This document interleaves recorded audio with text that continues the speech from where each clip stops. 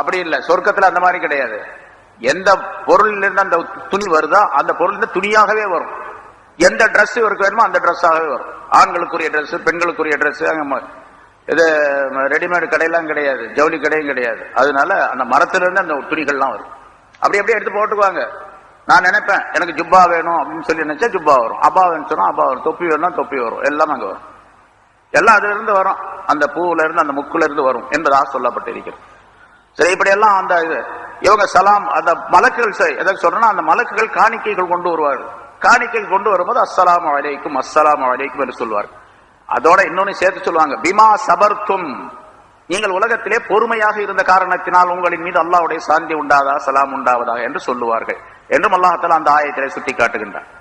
இங்க இன்னொரு கருத்து, தாவாகும் ஃபீஹா சுப்ஹானக அல்லாஹும் அப்படின்னு விட்டா தாவாகும் அவர்கள் அழைப்பது அப்படின்னு அர்த்தம். அழைப்பது அப்படின்னு அந்த சொர்க்கத்திலே அவர்கள் அழைப்பது அப்படின்னு சொன்னா முகாத்திப் ஹய்யான் என்ற ஒரு முஃபஸிர் குறிப்பிடுகின்றார்கள், சொர்க்கவாசிகள்ல யாராவது ஒருவர் ஒரு காடை பொரியல் இருந்தா நல்லா இருக்குமே அப்படின்னு நினைச்சாருன்னு வச்சுங்க.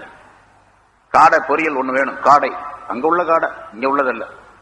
அதே மாதிரி என்ன உணவு பொருள் வேணும் என்று நினைச்ச உடனே சுப்ஹானக அல்லாஹும்ம அப்படின்னு சொன்னா உடனே வந்துடும். அவங்க கேட்கறது சுப்ஹானக அல்லாஹும்ம என்பதுதான். தாவாகும் அப்படின்னு சொன்னா என்ன அர்த்தம்? தாவாகும் ஃபீஹா, சொர்க்கத்திலே அவர்கள் கேட்பது சுப்ஹானக அல்லாஹும்ம என்பதுதான். சுப்ஹானக அல்லாஹும்ம என்று சொன்ன உடனேயே இவங்க நினைச்சது என்ன நினைச்சாங்களோ அந்த சாப்பாடு வந்துடும். காடையோ கௌதாரியோ கோழியோ மானோ மீனோ எதோ எல்லாம் வரும், எது வேணாலும் வரும்.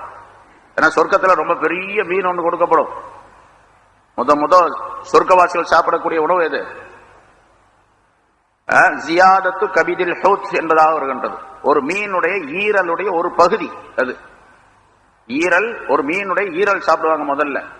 சொர்க்கவாசிகள் எல்லாத்துக்கும் சேர்ந்து அந்த ஈரல் போதுமானது. அப்ப மீன் எவ்வளவு பெருசு இருக்கும், அது சாப்பிடுவாங்க. அப்படிப்பட்ட ஒரு அற்புதமான மீன் அல்லாஹ் தஆலா கொடுப்பான். மீன் சாப்பாடு தான் முதல்ல கிடைக்கும் அங்க. அதெல்லாம் மீன்ல கொலஸ்ட்ரால் கிடையாது அப்படின்னு சொல்றது. அங்க போனா எந்த கொலஸ்ட்ரால், எதுலயும் கொலஸ்ட்ரால் கிடையாது. இங்க சொல்றோம் இப்போ தஹியத்துஹும் ஃபியா தாவாஹும் ஃபியா சுப்ஹானக அல்லாஹ், சுப்ஹானக அல்லாஹ்னு சொன்ன உடனே சாப்பாடு வந்துருச்சு. வந்த உடனே அந்த சாப்பாடு கொண்டு வர்றாரு பாருங்க மலக்குகள், கொண்டு வரும்போது அவர் அஸ்ஸலாமு அலைக்கும் அப்படின்னு சொல்லி கொடுப்பாரு. அதான் தஹியத்துஹும் ஃபியா சலாம் அப்படிங்கிறது. இவங்க சாப்பிட்டு முடிச்ச உடனே ஆகிர் தாவம் அனில் அல்ஹம்துலில்லாஹி ரப்பில் ஆலமீன், இவங்களுடைய துஆவுடைய கடைசி அல்ஹம்துலில்லாஹி ரப்பில் ஆலமீன் சொல்லுவாங்க. அப்படிங்கிற அர்த்தத்தை மற்றொரு முஃபஸ்ஸிர் குறிப்பிடுகின்றார்கள். ஆக அப்படிப்பட்ட அற்புதமான ஒரு வாழ்க்கைக்குரியதாக மனிதனுடைய அந்த சொர்க்க வாழ்க்கை இருக்கும் என்பதாக அல்லாஹ் தஆலா சொல்லுகின்றான். ரெண்டே நிபந்தனை தான், ரெண்டு வேலை தான் செய்யணும். ஒரு வேலை ஈமான் கொள்ளுவது, இன்னொரு செயல் சாலிஹான அமல் செய்வது. இந்த ரெண்டையும் செஞ்சுட்டா போதும். நான் முன்னால் சொன்ன சாலிஹான அமலுக்குள்ள எல்லாமே அடக்கம்.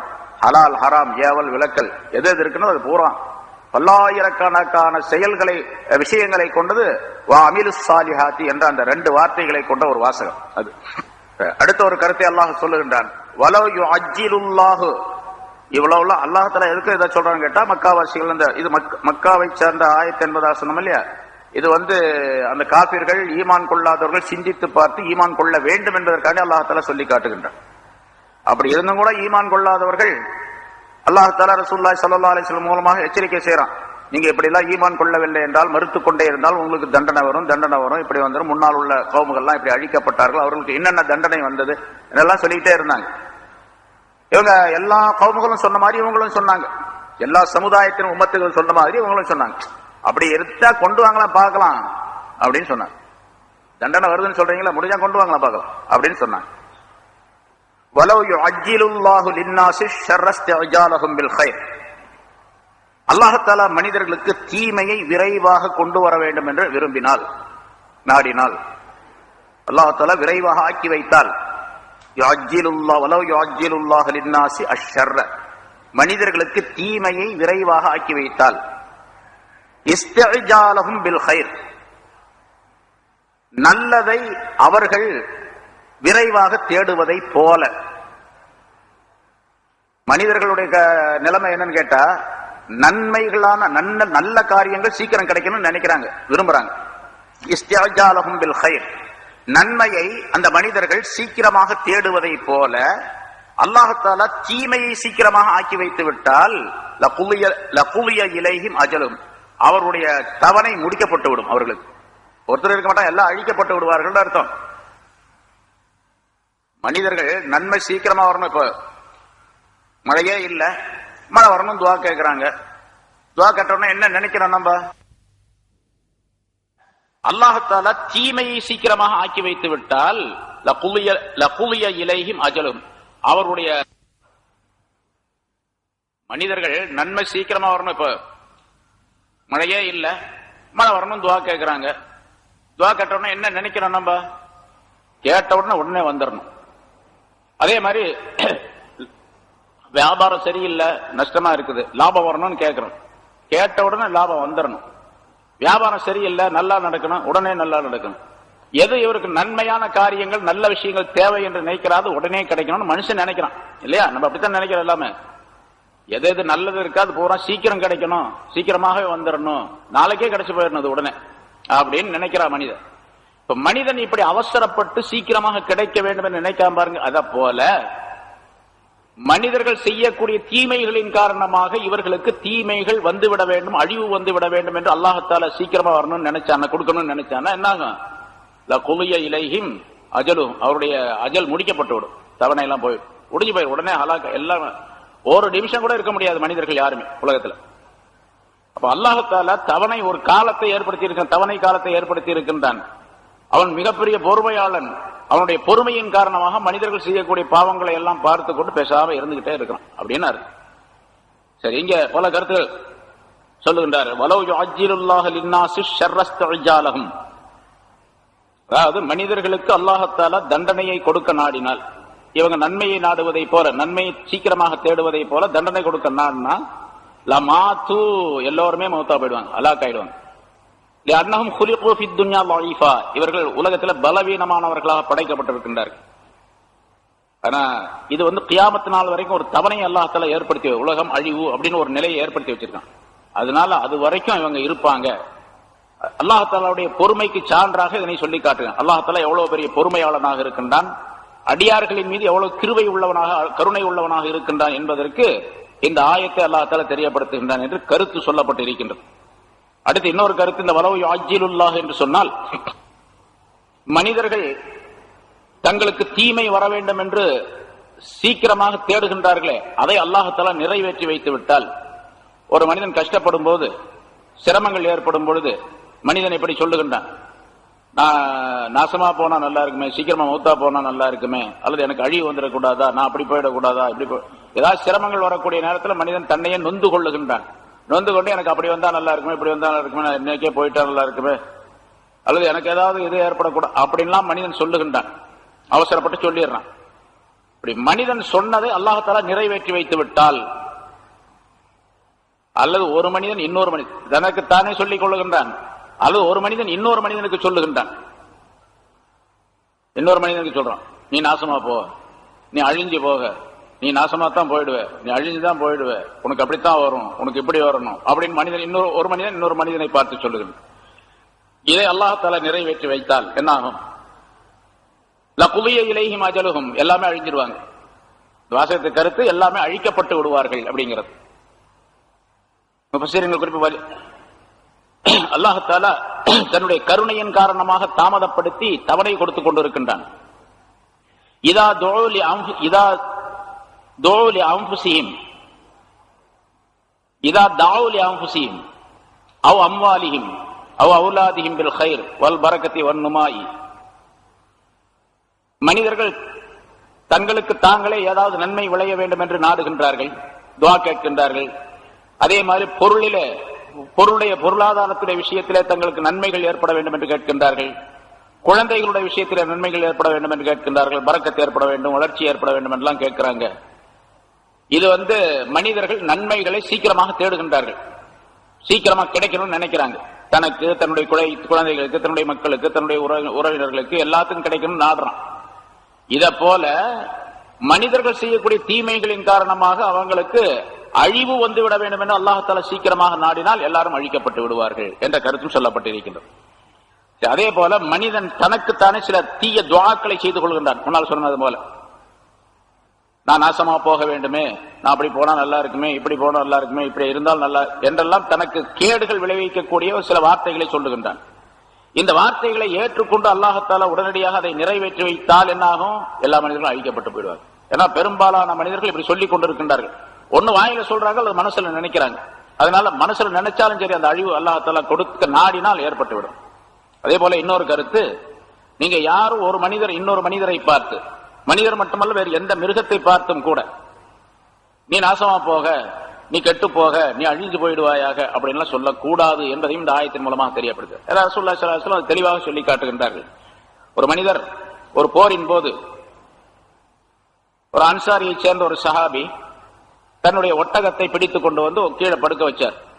கொஞ்ச நேரம் பொறுத்து அதை புறப்படுறதுக்காக வேண்டி அதை எழுப்பினார், அதை தூக்குனார், அந்த ஒட்டகத்தை எந்திரிக்க சொன்னார். ஒட்டகத்தை படுக்க வைக்கிறதுக்கு சில வார்த்தைகள் இருக்குது, ஒரு வார்த்தை இருக்கு, அந்த வார்த்தை சொன்னா அது கீழே படுத்துக்கும். எந்திரிக்க சொல்றதுக்கு ஒரு வார்த்தை இருக்கு, அது ஒரு அந்த வார்த்தை சொன்னா படுத்து எந்திரிச்சிடும். இப்ப அவர் சொல்றார், அது எந்திரிக்கிறதுக்காண்டி அந்த வார்த்தையை சொன்னாரு, ஆனா அது எந்திரிக்கல. உடனே அவர் சொல்றாரு, ஷை லானகில்லாஹ் அப்படின்னு சொன்னார். அல்லாஹ் உனக்கு அல்லாஹ்தாலா அல்லாஹ்வுடைய சாபம் ஒன்னும் உண்டாவதாக அப்படின்னு சொன்னார் அந்த ஒட்டகத்தை பார்த்து. இவர் எழுப்பின உடனே அந்த ஒட்டகம் எந்திரிக்கல. ஷீன்னு அலிவு போட்டு ஷா, அப்புறம் ஒரு ஹப்ஸ் போட்டு ஷை அப்படின்னு சொல்றாங்க, ஷ அப்படின்னு சொல்றாங்க அந்த வார்த்தை. இது நம்ம சாதாரண வச்சோம், சே சி அப்படின்லாம் சொல்றோமா, அது மாதிரி ஒரு வார்த்தை அரபிலையும் உண்டு. அது மாதிரி சி அல்லாஹ் உன்னை லானத் செய்வானாக, உன்னை சாபம் உன் மீது சாபத்தை அனுப்புவானாக என்று, அதான் நீ நாசமா போகணும்னு சொல்றோமே அந்த மாதிரி சொன்னார் அவர். ரசூலுல்லாஹி ஸல்லல்லாஹு அலைஹி வஸல்லம் இவர் சொன்னது ரசூலுல்லாஹி ஸல்லல்லாஹு அலைஹி வஸல்லம் காதுல விழுந்துச்சு. பக்கத்துல தான் இருக்கிறாங்க, காதுல விழுந்துச்சு. மன் ஹாதல் லாயின் பகைரா என்று கேட்டாங்க. யாரு தன்னுடைய ஒட்டகத்தை சபிக்கக்கூடிய அந்த ஆள் யார் அப்படின்னு. இவர் உடனே முன்னால வந்து நான் தான் யார் ரசூலல்லாஹ், நான் தான் சொன்னேன் அந்த வார்த்தை. இப்ப அவரு அந்த ஒட்டகத்தை எழுப்பி விட்டு அது மேல உட்கார்ந்துட்டாரு. எந்திரிக்க மாட்டேன்னுச்சு, திரும்ப எழுப்பி விட்டு அது மேல உட்கார்ந்துட்டாரு. உட்கார்றதுக்கு முன்னால் இந்த மாதிரி இந்த வார்த்தைகளை சொன்னார். இப்ப அவர் சாபமிட்டது அந்த ஒட்டகத்தை, அந்த ஒட்டகம் சாபமிடப்பட்டதாக ஆக்கப்பட்டு விட்டது. அதனால இன்சில் அன்ஹு ஃபலா துஸாஹிப் நாபி மல்லூன் அப்படின்னு சொன்னாங்க. சாபமிடப்பட்ட அந்த ஒட்டகத்தின் மீது நீ உட்காராத, இறங்கி இருக்கல முதல்ல அப்படின்னா. ஒட்டகத்தை நீ தான் சபிச்ச, ஒட்டகம் வந்து சாபமிடப்பட்டதாக ஆக்கப்பட்டு விட்டது, அதனால அது மேல நீ உட்காராத, இறங்கில என்று சொல்லிட்டு, லா ததுஉ அலா அன்ஃபுசிக்கும் வலா ததுஉ அலா அவுலாதிக்கும் வலா ததுஉ அலா அம்வாலிக்கும் வலா துவாஃபிகு மினல்லாஹி ஸாஅத்துன் யஸ்அலு ஃபீஹா அதாஅன் ஃபயஸ்தஜீபு லக்கும் சொன்னாங்க. நீங்கள் உங்களுக்கு கேடாக துஆ செய்யாதீர்கள், உங்களுக்கே கேடாக நீங்கள் துஆ செய்தார்கள். நான் நாசமா போவேன் அப்படின்னு சொல்லாத, அல்ல நீ நாசமா போக அப்படின்னு உங்க குழந்தைய பார்த்து சொல்லாதீங்க, உங்களுடைய வீட்டுக்காரங்க யாரையும், அதாவது மனிதர்கள் யாரையும் பார்த்து சொல்லாதீங்க, உங்களுடைய பொருள்களை பார்த்து நீங்க அதை சொல்லாதீங்க. நாசமா போன பொருள் வந்துச்சுங்க, இந்த மாதிரி ஆகி போச்சு அப்படின்னு சொல்லாத. ஏன்னு கேட்டா அல்லாஹ் தஆலாவின் புறத்திலிருந்து ஒரு நேரம் உண்டு, நீங்க சொல்லக்கூடிய அந்த வாசகம் அந்த நேரத்திற்கு நேர்பட்டு விட்டால் அது அல்லாஹ் தஆலா ஏற்றுக்கொள்வான், கண்டிப்பா அது நாசமா போயிடும். ஏன்னா இன்னொரு ஹதீஸ்ல சொல்றாங்க, ஒரு மனிதர் தன்னுடைய குழந்தையை பார்த்து சொல்றான், நீ நாசமா தான் போற, உருப்படவே மாட்ட அப்படின்னு சொல்றோம். அந்த நேரத்தில் ஆமீன் சொல்லக்கூடிய மலக்குகள் ஆமீன் சொல்லிவிட்டால், அதாவது நேரம் சரியாக வந்து விட்டால் அந்த குழந்தை நாசமாவே போயிடும், உருப்படவே மாட்டான் வாழ்க்கையில. பலா தலூமன்ன இல்லா நப்சா, அந்த மாதிரி நேரங்கள்ல கடைசியா அந்த பனிஷம் உருப்படாம அந்த பையன் ஆகி போய் நாசமா போய் வீணா போய் உருப்படமா ஆகி போய் இந்த மாதிரி உருப்படமா ஆகி போயிட்டானே அப்படின்னு கவலைப்பட்டு சொல்லும் போது, ஏ மனிதனே நீ உன்னைத்தான் பழித்துக்கொள், வேற யாரையும் பழிக்காத, நீ தானே சொன்ன நாசமா போன்னு சொல்லி நாசமா போயிட்டான் என்று ரசூலுல்லாஹி ஸல்லல்லாஹு அலைஹி வஸல்லம் சொல்லுகின்றார். அதனால எந்த நேரத்திலும் தீய வார்த்தைகளை உபயோகிக்க கூடாது என்பதை குறிப்பிடுகின்றார். இன்னொரு சஃபர்ல இதே மாதிரி தான் ஒரு மனிதர், அங்க இருந்த ஒரு மனிதர், ஒரு சஹாபி தன்னுடைய ஒட்டகத்தை சபித்தார். நாசமா லானகில்லா அப்படின்னு சொல்லி தன்னுடைய ஒட்டகத்தை சபித்தார். ரசூலுல்லாஹி ஸல்லல்லாஹு அலைஹி வஸல்லம் கேட்டாங்க, ஐனல்லதி லானநாகதஹு, தன்னுடைய ஒட்டகத்தை சபித்த அந்த ஆள் எங்க அப்படின்னு கேட்டாங்க. நான் இதோ இருக்கிற ரசூலுல்லாஹ் அப்படின்னு சொன்னாங்க.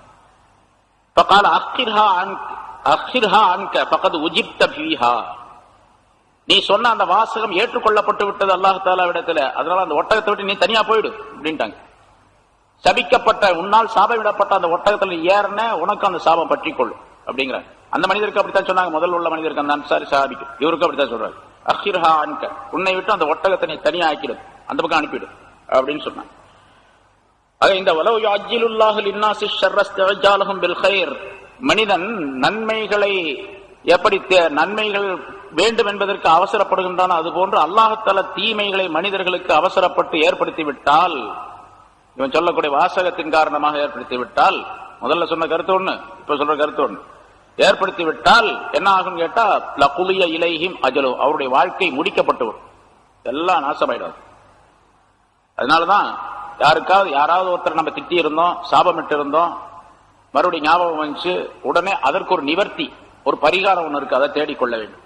ரசூலுல்லாஹி ஸல்லல்லாஹு அலைஹி வஸல்லம் சொல்லி தந்தார்கள். எல்லாத்துக்கும் மருந்து சொல்லி, மாற்று கருத்து மருந்துகள் சொல்லி தந்திருக்காங்க ரசூலுல்லாஹி ஸல்லல்லாஹு அலைஹி வஸல்லம். அற்புதமான மார்க்கம் அல்லவா, அல்லாஹ்வுடைய மார்க்கம் இல்லை. அதனால சொன்னாங்க, அடிக்கடி துஆ செய்து கொண்டே இருக்க வேண்டும் என்பதாம். அல்லாஹும்ம இன்னி தஹஸ்து இன்தக அஹதன் லன் துக்லிஃபனீஹி, யா அல்லாஹ் நான் உன்னிடத்தில் ஒரு ஒப்பந்தம் செய்திருக்கின்றேன், அந்த ஒப்பந்தத்திற்கு நீ எனக்கு மாறு செய்ய மாட்டாய், எனக்கு நீ மாறு செய், அதாவது நான் உன்னுடைய, நீ என்னுடைய எஜமான், நான் உன்னுடைய அடிமை என்று ஒரு ஒப்பந்தம் நடந்திருக்கு. நான் அடிமையாக நடந்து கொள்ளுகின்றேன், அப்படி நடக்கும் பொழுது நீ எனக்கு என்ன செய்ய வேண்டுமோ, என்ன பிரதிபலன் தர வேண்டுமோ அதை தரணும், தர வேண்டும், அதை நீ மாறு செய்யவே மாட்டாய். இன்னக லா துக்லிஃபுல் மிஆத் என்று அல்லாஹ் குர்ஆன்ல சொல்றான். அதனால வாக்குக்கு மாற்றம் செய்யவே மாட்டான். ஆனா இன்னமா ஆன பஷர், நான் மனிதன் தான், உன்ட்ட ஒப்பந்தம் செஞ்சிருக்கிறேன், எதுவும் தப்பத்தவரெல்லாம் செய்ய மாட்டேன்னு சொல்லி இருக்கிறேன், இருந்தாலும் நான் மனிதன் தான். பஷர், மனிதனிடத்தில் என்ன ஏற்படுமோ அதை என்னிடத்திலிருந்து ஏற்படலாம். சில நேரங்கள்ல தவறான விஷயங்கள் ஏற்பட்டு விடலாம். ஒருத்தர் திட்டி இருப்பேன், ஒருத்தர் அடிச்சிருப்பேன், ஒருத்தனை கோவப்பட்டிருப்பேன், உன போடா வாடான்னு சொல்லியிருப்பேன், அல்லது ஏதாவது சாபமிட்டு இருப்பேன். இப்படி இருந்தா ஐயுல் முஃமினீன் ஆதைத்துஹு ஷதம்துஹு ஜலத்துஹு லஅன்துஹு, 4 விஷயத்தை சொல்றாங்க. யாராவது ஒரு மூமினான மனிதருக்கு நான் தொந்தரவு கொடுத்திருந்தால், துன்பம் விளைவித்திருந்தால், மூமினான மனிதனை திட்டி இருந்தால், அவனை அடித்திருந்தால், அவனை சாபமிட்டிருந்தால், நான் யாருக்காக செஞ்சிருந்தா, ஃபஜ்அல்ஹா லஹு ஸலாத்தன் வ ஸகாத்தன் வ குர்பத்தன் துகர்ரிபுஹு பிஹா இலைக யௌமல் கியாம், நான் சொன்ன அந்த வார்த்தையை, திட்டுதலை அல்லது சாபத்தை அல்லது அடிச்சதை அல்லது ஏதாவது ஒன்று நான் தீங்கு செய்திருந்த அந்த தீங்கை அந்த மனிதருக்கு தொழுகையாக, ஜகாத்தாக, உன்னிடத்தில் நெருக்கம் பெறும்படியான வணக்கமாக கியாமத்தினால அவருக்கு நீ ஆக்கி வைத்து விடுவாயாக. வேற பிரதி செய்ய முடியாது. அடிச்சு போட்ட இந்தாப்பா 10 ரூபா வச்சுக்கோ, நான் அடிச்சு விட்டேன் 10 ரூபா வச்சுக்க அப்படின்னு சொன்னா, இந்த 10 ரூபா அடிச்சதுக்கு இது ஒரு துவா, அதை அடிச்சதுக்கு பதிலாக அநியாயமா அடிச்சு போட்டேன் அப்படின்னு தெரிஞ்சிச்சு, உடனே இந்த துவாவை கேட்டு அல்லாஹ் தஆலா இடத்தில் மன்னிப்பு கேட்டுக்கொள்ள வேண்டும். அவர் முன்னால இருந்தா அவர்கிட்ட மன்னிப்பு கேட்டுக்கொள்ள வேண்டும். முன்னால இல்ல, இந்த துவாவை ஓதி அந்த துவாவை நிவர்த்தியா கஃபாராவாக ஆக்கிக் கொள்ள வேண்டும் என்பதாக குறிப்பிடுகின்றார்கள். ஆக நிறைய விஷயங்களை சொல்லி தந்திருக்கார் அல்லாஹ் தஆலா இந்த ஆயத்தின் மூலமாக அதை நமக்கு தெரியப்படுத்துகின்றார். فَإِذَا مَسَّ الْإِنسَانَ ضُرٌّ دَعَانَا لِجَنبِهِ أَوْ قَاعِدًا أَوْ قَائِمًا. அடுத்த ஒரு கருத்தை அல்லாஹ் சொல்லுகின்றான் இந்த ஆயத்தில். மனிதருக்கு ஏதாவது ஒரு துன்பம் ஏற்பட்டால் அல்லாஹ்னு முணங்குறான், கத்துறான், அப்புறம் அல்லாஹ் காப்பாத்துன்னு சொல்றான். அவனை காப்பாத்திட்டு அந்த துன்பத்தை நீக்கி விட்டால் அப்புறம் சுத்தமா மறந்துடுறான், ஞாபகமே வராது. இது மனிதனுடைய இயல்பு. சாதாரணமா நம்ம பார்க்கிறோம், தலைவலி வரும், ரொம்ப கடுமையான தலைவலி, சரி ஏதாவது ஒரு மருந்து சாப்பிட்டா நல்லா போச்சு, நல்லா போன உடனே முதல்ல தலைவலி கஷ்டப்பட்டு இருந்தோம், அது பூரா மறந்தே வரும், சுத்தமா ஞாபகமே வராது. சரி தலைவலி நல்லா போச்சு, காய்ச்சல் நல்லா போச்சு, நோய் நல்லா போச்சு, ஏதாவது சுக்ரியா செய்வோம், 2 ரக்காத் தொழுவோம், 4 ரக்காத் தொழுவோம், ஏதாச்சும் ஒரு தர்மம் செய்வோம், அதுவும் அல்லாஹ் தஆலா புகழ்வோம், தஸ்பீஹ் செய்வோம், ஞாபகம் வருமா கேட்டா வரவே வராது, சுத்தம் எல்லாம் மறந்து போகும், சுத்தம். இது எல்லா மனிதர்களுக்கும் ஏற்படக்கூடிய விஷயம். அப்படி இருக்கக்கூடாது என்பதை அல்லாஹ் தஆலா தெரியப்படுத்துகின்றான். வஇதா மஸ்ஸல் இன்சான, மனிதனுக்கு ஒரு துன்பம் ஏற்பட்டு, அல்லுர் துன்பம் ஏற்பட்டு விட்டால், இந்த இடத்துல மனிதன் இன்சான் சொன்னா இந்த இடத்துல காஃபிர்னு அர்த்தம், காஃபிரான மனிதன். மூமினான மனிதன் அப்படி இருக்கக்கூடாது. ஏன்னா முஃபஸ்ஸிரீன்கள் இன்சான்ங்கிறதுக்கு காஃபிர் அப்படின்னு எழுதுறாங்க. அப்ப மூமினான மனிதனுக்கு மாற்றமாக இருக்கணும்னு அர்த்தம். ஒரு காஃபிரான மனிதனுக்கு துன்பம் ஏற்பட்டு விட்டால் தஆனா லிஜன்பிஹி அவ் காயிதன் அவ் காயிமன், அவன் படுத்தவனாக, நின்றவனாக, உட்கார்ந்தவனாக, நின்றவனாக நம்மை அழைக்கின்றான். படுத்திருக்கும் போதும், உட்கார்ந்திருக்கும் போதும், நிற்கும் போதும், எல்லா நேரத்திலும் நம்மை அழைக்கின்றான். இப்ப அப்படி காஃபிர்கள் அழைக்கிறாங்களா? அப்ப ஏதாச்சும் துன்பம் ஏற்பட்டு விட்டா யா அல்லாஹ் என்னை காப்பாத்து அப்படின்னு சொல்றாங்களா? அல்லாஹ்வே என்னுடைய இந்த துன்பத்தை நீக்கிடு அப்படின்னா சொல்றாங்களா? இங்கே காஃபிர் அப்படின்னு சொன்னா அந்த மக்காவாசிகளை குறித்து சொல்லக்கூடிய விஷயம். ஏன்னா மக்காவாசிகள் அல்லாஹ் தான் நம்பி இருந்தாங்க, அல்லாஹ் இருக்கிறாங்க உறுதியா இருந்துச்சு. அது பல இடங்கள் அல்லாஹ் குர்ஆன்ல சொல்றான். பின்ன ஏப்பா இந்த சிலைகள்லாம் வணங்குறீங்க அப்படின்னு கேட்டா, இவைகள்லாம் எங்களுக்கு சிபாரிசு செய்யும் அல்லா தாலா இடத்துல, அதனால எனக்கு வணங்கிட்டு இருக்கு. பின்னால் அல்லா தாலா சொல்லணும் அடுத்த 2வது ஆயத்துல அந்த கருத்து வருது. சரிங்க, காபிரார ஒரு மனிதனுக்கு துன்பம் ஏற்பட்டால், ஏதேனும் ஒரு துன்பம் ஏற்பட்டால், தானா லி ஜன்பிஹி முலுத்தஜான், படுத்துக்கிட்டே அவன் அல்லா தாலாவை கூப்பிடுறான், நம்மளை அழைக்கின்றான். காயிதன் அவ் காயிதன் உட்கார்ந்துட்டு அழைக்கிறான். அவ் காய்மன் நின்றவனாக அழைக்கிறான். படுத்து உட்கார்ந்து நின்று அப்படின்னு சொன்னா எல்லா நேரங்களிலும் அர்த்தம். ஏன்னா மனிதன் இருக்கக்கூடிய நிலைகளே 3 தானே. ஒண்ணு உட்கார்ந்து இருக்கணும், இல்ல நின்றுகிட்டு இருக்கணும், இல்ல படுத்துக்கிட்டு இருக்கணும். குடிஞ்சுக்கிட்டே இருக்க யாராவது அப்படி இருக்க மாட்டாங்க, இல்ல தொங்கிக்கிட்டே இருப்பானா அப்படியே இருக்க மாட்டான். 3 நிலை தான். அந்த 3 நிலைகள் எல்லா நிலைகளிலும் நம்மை அழைக்கின்றான். பலம்மா கஷப்னா அன்ஹு துர்ரஹு, அவனை விட்டும் அவனுடைய துன்பத்தை நாம் நீக்கிவிட்டால், மர்ரக அல்லம் யதுனா இலா லுர்ரிம் மஸ்ஸஹு, அவனுக்கு ஏற்பட்ட அந்த துன்பத்தின் பக்கம் நம்மை அழைக்காதவனை போன்று அப்படி நடந்து போயிடுறான். இதுக்கு முதல்ல அப்படி கூப்பிட்டதாக அவனுக்கு நினைப்பே இருக்காது, அல்லாஹ் பத்தி நினைப்பே வராது அப்படிங்கிறான். இது ஏன் தெரியுமா? கதாலிக்க ஸுய்யின லில் முஸ்ரிஃபீன மா கானூ யஅமலூன், இவ்வாறே முஸ்ரிஃபீன்களுக்கு, இஸ்ராப் செய்யக்கூடியவர்களுக்கு அலங்கரித்து காட்டப்பட்டது. மா கானூ யஅமலூன், அவர்கள் எதை செய்கின்றார்களோ அது, அவர்கள் செய்கின்ற காரியங்கள் அவர்களுக்கு அலங்காரமாக்கி காட்டப்பட்டது. அவங்க எந்த காரியத்தை செய்யறாங்களோ அது அலங்காரமாக்கி காட்டப்பட்டது. அதே மாதிரி தான் சிலை வணக்கம் செய்யக்கூடியவர்களோ அல்லது காபிர்கள் என்னென்ன வேலைகளை செய்கின்றார்களோ அது பூரா ரொம்ப பரிதாபமா இருக்கு. என்ன உமர் ரலியல்லாஹு தஆலா சொன்ன மாதிரி ஒரு தங்களுடைய சகாக்களுடனே போயிட்டு இருந்தாங்க, சஹாபாக்கள் ஒரு வழியா உமர் ரலியல்லாஹு தங்களுடைய ஆட்சி காலத்துல ஒரு ஆள் உட்கார்ந்து வணங்கிட்டு இருந்தார் ஓரத்துல, திருவோரத்துல, ஒரு காட்டிலையோ மலையிலோ மலையாடி வாரத்திலயோ ஒருத்தர் உட்கார்ந்து இபாதத் செஞ்சுட்டு இருக்கிறாரு. அவரை பார்த்த உடனே உமர் ரலியல்லாஹு தஆலா ரொம்ப கை செய்தப்பட்டு, இந்த மனிதர் இப்படி எல்லாம் செய்யறாரு அப்படின்னு சொல்லி பரிதாபப்பட்டாங்க. அங்கிருந்த சஹாபாக்கள் அவங்க சொன்னாங்க, அவர் முஸ்லீம் அல்ல, நஸ்ரானி அப்படின்னு சொன்னாங்க, அவர் கிறிஸ்தவர் அப்படின்னு சொல்லிட்டு. அதனாலதான்ப்பா கவலைப்படுறேன் அப்படின்னாங்க. என்னன்னு கேட்டா, இவ்வளோ பெரிய தன்னுடைய எல்லா இதையும் வெறுத்து, குடும்பத்தை வெறுத்து, தன்னுடைய சுகபோகங்கள்லாம் வெறுத்து ரொம்ப சிரமப்பட்டு இந்த ஆள் வணக்கம் செஞ்சுக்கிட்டு இருக்காரு. ஆனா ஈமான் இல்லாதனால இவ்வளவு பெரிய சிரமப்பட்டு கூட கடைசியில் நரகத்துக்கு போயிடுவானேன்னு கவலைப்படுறேன் அப்படின்னா. அவர் நஸ்ரானியா இருக்கிறதுனால தான் கவலைப்படுறேன், மோமினா இருந்தா கவலை இல்லை. அவன் செய்யற அமல்களுக்கு, அவனுடைய கஷ்டத்துக்கு கூலி, அதுக்குரிய கூலி கிடைக்கும். அது மாதிரி இங்க பாக்குறோம், நம்ம நிறைய பேர் பாக்குறோம், இந்த சிலை தெய்வங்களை வணங்குறதுக்காக வேண்டி எத்தனையோ விதமான சடங்குகளை செய்யறாங்க. இத்தனை சிரமங்களுக்கு பின்னால் கடைசியில் நரகத்துக்கு போக போறான் அப்படின்னு சொன்னா பெரிய ஆச்சரியமா இருக்கு, ரொம்ப கவலையா இருக்கு. அவனை பார்க்கும்போது ஒரு மூட்டை அவனை தூக்கி வச்சுக்கிட்டு, என்னமோ சொல்லுவாங்களே அதுக்கு பேரு இருமுடி. இருமுடினா என்னன்னு வழங்கல எனக்கு, நான் என்னப்பா அதை ஆராய்ச்சி பண்ணல. அதுல என்ன வச்சிருப்பாங்க உள்ள? வெறும் தேங்காய் தானே. அதை வச்சுட்டு இருமுடி தூக்கிட்டு போயிட்டு எல்லாம் போயிட்டே இருப்பாங்க. வெளியில போறான், வெயில் காலில் இது தெரியாம நம்ம வெளியில போகும்போது நிறைய பாக்குறோம். அந்த மாதிரி சில நேரங்களில் வெளியூர் போகும்போது பாத்தீங்கன்னு சொன்னா கூட்டமா போறோம். நம்ம கார்ல போறோம், ட்ரெயின்ல போறோம், பஸ்ல போறோம், பார்த்தா அங்க கூட்டமா போறோம். ஆச்சரியமா இருக்கு. அது மாதிரி இந்த துன்பங்கள் ஏற்படுது, ஆனா துன்பங்களுக்கு எந்த விதமான பலன்களும் இல்லாம பயப்படுது. சரி, இங்க அல்லாஹ் தஆலா சொல்லுவது, இதா மஸ்ஸல் இன்சானல் துர்ரு தானா லிஜன்பிஹி காயிதன் காயிம். அல்லாஹ் தஆலா எல்லா நிலைகளையும் அல்லாஹ் அழைக்கிறான். அது மக்காவாசிகள் காபிர்கள் இப்படி அல்லாஹ் கூப்பிடுவாங்க துன்பம் வந்துச்சுன்னா. அந்த துன்பத்தை நீக்கிட்டா சுத்தமா மறந்தே போயிடுவோம். மர்ரக அல்லம் யதுனா இலா லுர்ரிம் மஸ்ஸஹு, அவனுக்கு ஏற்பட்ட துன்பத்திற்கு நம்மை அழைக்காமல் இருந்ததை போலவே அப்படியே போயிடுவான். கதாலிக்கு ஸுய்யின லில் முஸ்ரிஃபீன், முஸ்ரிஃபீன்களுக்கு இது அலங்காரமாக்கி காட்டப்பட்டது. அதுதான் சொல்ல வந்து ஸுய்யின, அலங்காரமாக்கி காட்டப்பட்டது. அப்படின்னா அலங்காரமாக்கி காட்டியவன் யார் அப்படின்னு கேட்டா அல்லாஹ் தான் அலங்காரமாக்கி காட்டுறான். அல்லது ஷைத்தான் அவங்களுக்கு அலங்காரமாக்கி காட்டுறான். அந்த வேலை இப்படித்தான் இருக்கணும், இதுதான் நல்லது அப்படின்னு ஜீனத்தாக அழகாக ஆக்கி காட்டுகின்றான். ஏன்னா இன்னொரு இடத்துல அல்லாஹ் தஆலா தெளிவாக ஸய்யன லஹுமு ஷைத்தானு அஅமாலஹும் முன்னால வந்திருக்கு. அவருடைய அமல்களை அவர்களுக்கு ஷைத்தான் அலங்காரமாக்கி காட்டுகின்றான். இப்படி இருமுடியை தூக்கிட்டு இப்படி போனா தான் நம்முடைய வாழ்க்கை சிறப்பாக இருக்கும், சீராக இருக்கும், சரியா வரும். இல்லன்னு சொன்னா நமக்கு தெய்வ குற்றம் நம் மீது ஏற்பட்டு விடும் அப்படின்னு சொல்லி அவன் நினைச்சுக்கிட்டு அதை தூக்கிட்டு போறான். இது யார் அலங்காரமாக்கி காட்டுறது? அவனுக்கு ஒண்ணு அல்லாஹ் அல்லது ஷைத்தான். ஷைத்தான் அலங்காரமாக்கி காட்டினாலும் கூட அல்லாஹ் தான் அசல் அல்லாஹ் தான். ஷைத்தானை ஏவி விட்டுருக்கிறான். ஷைத்தானின் மூலமாக வழிகெடுக்கப்படுகின்றார்கள் அவர்கள். சரி, ஸுய்யின லில் முஸ்ரிஃபீன் அப்படின்னா முஷ்ரிக்கீன் அர்த்தம். முஷ்ரிக்கீன்களுக்கு, இணை வைக்கக்கூடியவர்களுக்கு அலங்காரமாக்கி காட்டப்பட்டு இருக்கின்றது அப்படின்னு சொல்றான் அல்லாஹ். முஷ்ரிக்குகளுக்கு இணை வைத்து வணங்கக்கூடியவர்களுக்கு முஸ்ரிஃப் இஸ்ராப் செய்யக்கூடியவர்கள் ஏன் சொன்னா அல்லாஹ் தஆலா? என்ன இஸ்ராப் செய்யறாங்க அவங்க? அவங்க தங்களுக்கு தாங்களே தங்களுடைய உயிர்களுக்கு இஸ்ராப் செய்து கொள்ளுகிறார்கள் அப்படிங்கிறார்.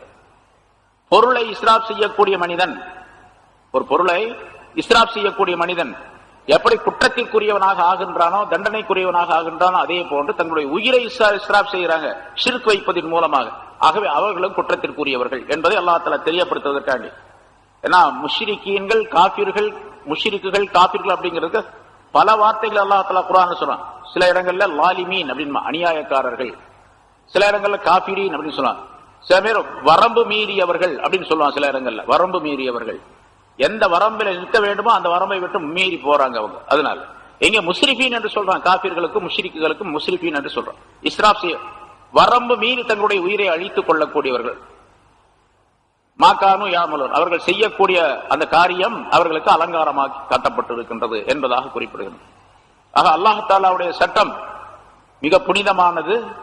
அவனை நம்பி வாழக்கூடிய மனிதர்களுக்கு மிக தெளிவாக அதனை காட்டித் தருகின்றான். அதை பற்றி பிடித்து நடக்க வேண்டும். காபிர்களுடைய விஷயங்களிலே என்னென்ன சொல்லப்பட்டிருக்கோ, முஷ்ரிக்குடைய விஷயத்தில் அவையெல்லாம் விட்டு ஈமானுக்குரிய வாழ்க்கை உடையவர்களாக இருக்க வேண்டும் என்பதை நமக்கு எச்சரிக்கையாக அல்லாஹ் தஆலா சொல்லுவதற்காக வேண்டி இந்த விஷயங்களை எல்லாம் விளக்கி காட்டுகின்றனர். أعوذ بالله من الشيطان الرجيم. بسم الله الرحمن الرحيم. ولقد أهلكنا القرون من قبلكم لما ظلموا وجاءتهم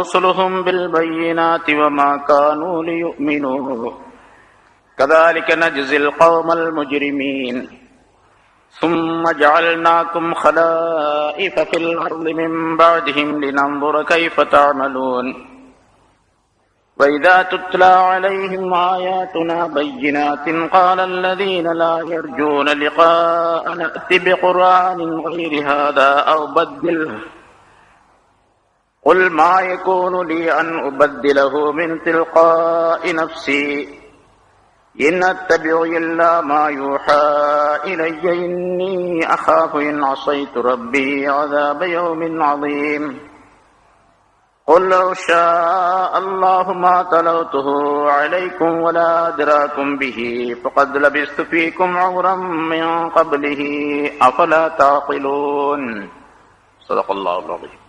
அல்லாஹ்வை ஏற்றுக்கொள்ளாது, அவருடைய தூதர்களையும் அவருடைய சட்டங்களையும் அவருடைய வேதத்தையும் ஏற்றுக்கொள்ளாது வாழக்கூடிய மனிதர்கள் முந்தைய சமுதாயத்திலே நிறைய அழிக்கப்பட்டிருக்கின்றார்கள். அவர்களை எல்லாம் இவர்கள் நினைவு கூற வேண்டும் என்பதாக அல்லாஹ் தஆலா அடுத்த ஆயத்திலே குறிப்பிடுகின்றார். வலகத் அஹ்லக்னல் குரூன மின் கப்லிக்கும், உங்களுக்கு முன்னுண்டான பல சமுதாயத்தினரை நாம் அழித்து உள்ளோம், திட்டமாக நாம் அழித்து விட்டோம். லம்மா வலமு, அவர்கள் அநீதி செய்த பொழுது, அநியாயம் செய்த பொழுது.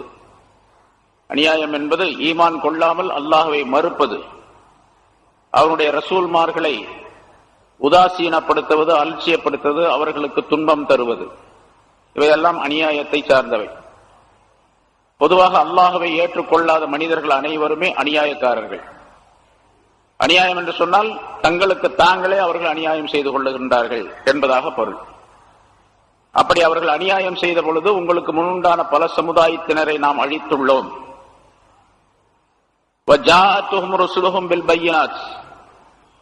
அழித்ததற்கு காரணத்தை அல்லாஹ் தஆலா சொல்லுகின்றான். அவர்களிடத்தில் நம்முடைய தூதர்கள் தெளிவான அத்தாட்சிகளை கொண்டு வந்தார்கள். அல்லாஹ் ஒருவன் உண்டு என்பதற்கும், அவனைத்தான் நம்ப வேண்டும், அவன் சொல்லைத்தான் ஏற்றுக்கொள்ள வேண்டும் என்பதற்கும் தெளிவான ஆதாரங்களை கொண்டு வந்தார்கள். வமா கானூ லியுமினூ, அவர்கள் அந்த ஆதாரங்களை காட்டியும் கூட அவர்கள் அதனை ஏற்றுக்கொள்ளவில்லை. அவர்கள் நம்பிக்கை கொள்ளக்கூடியவர்களாக, ஈமான் கொள்ளக்கூடியவர்களாக இருக்கவில்லை. அதனால் அவர்களை நாம் அழித்தோம் என்று அல்லாஹ் குறிப்பிடுகின்றார்.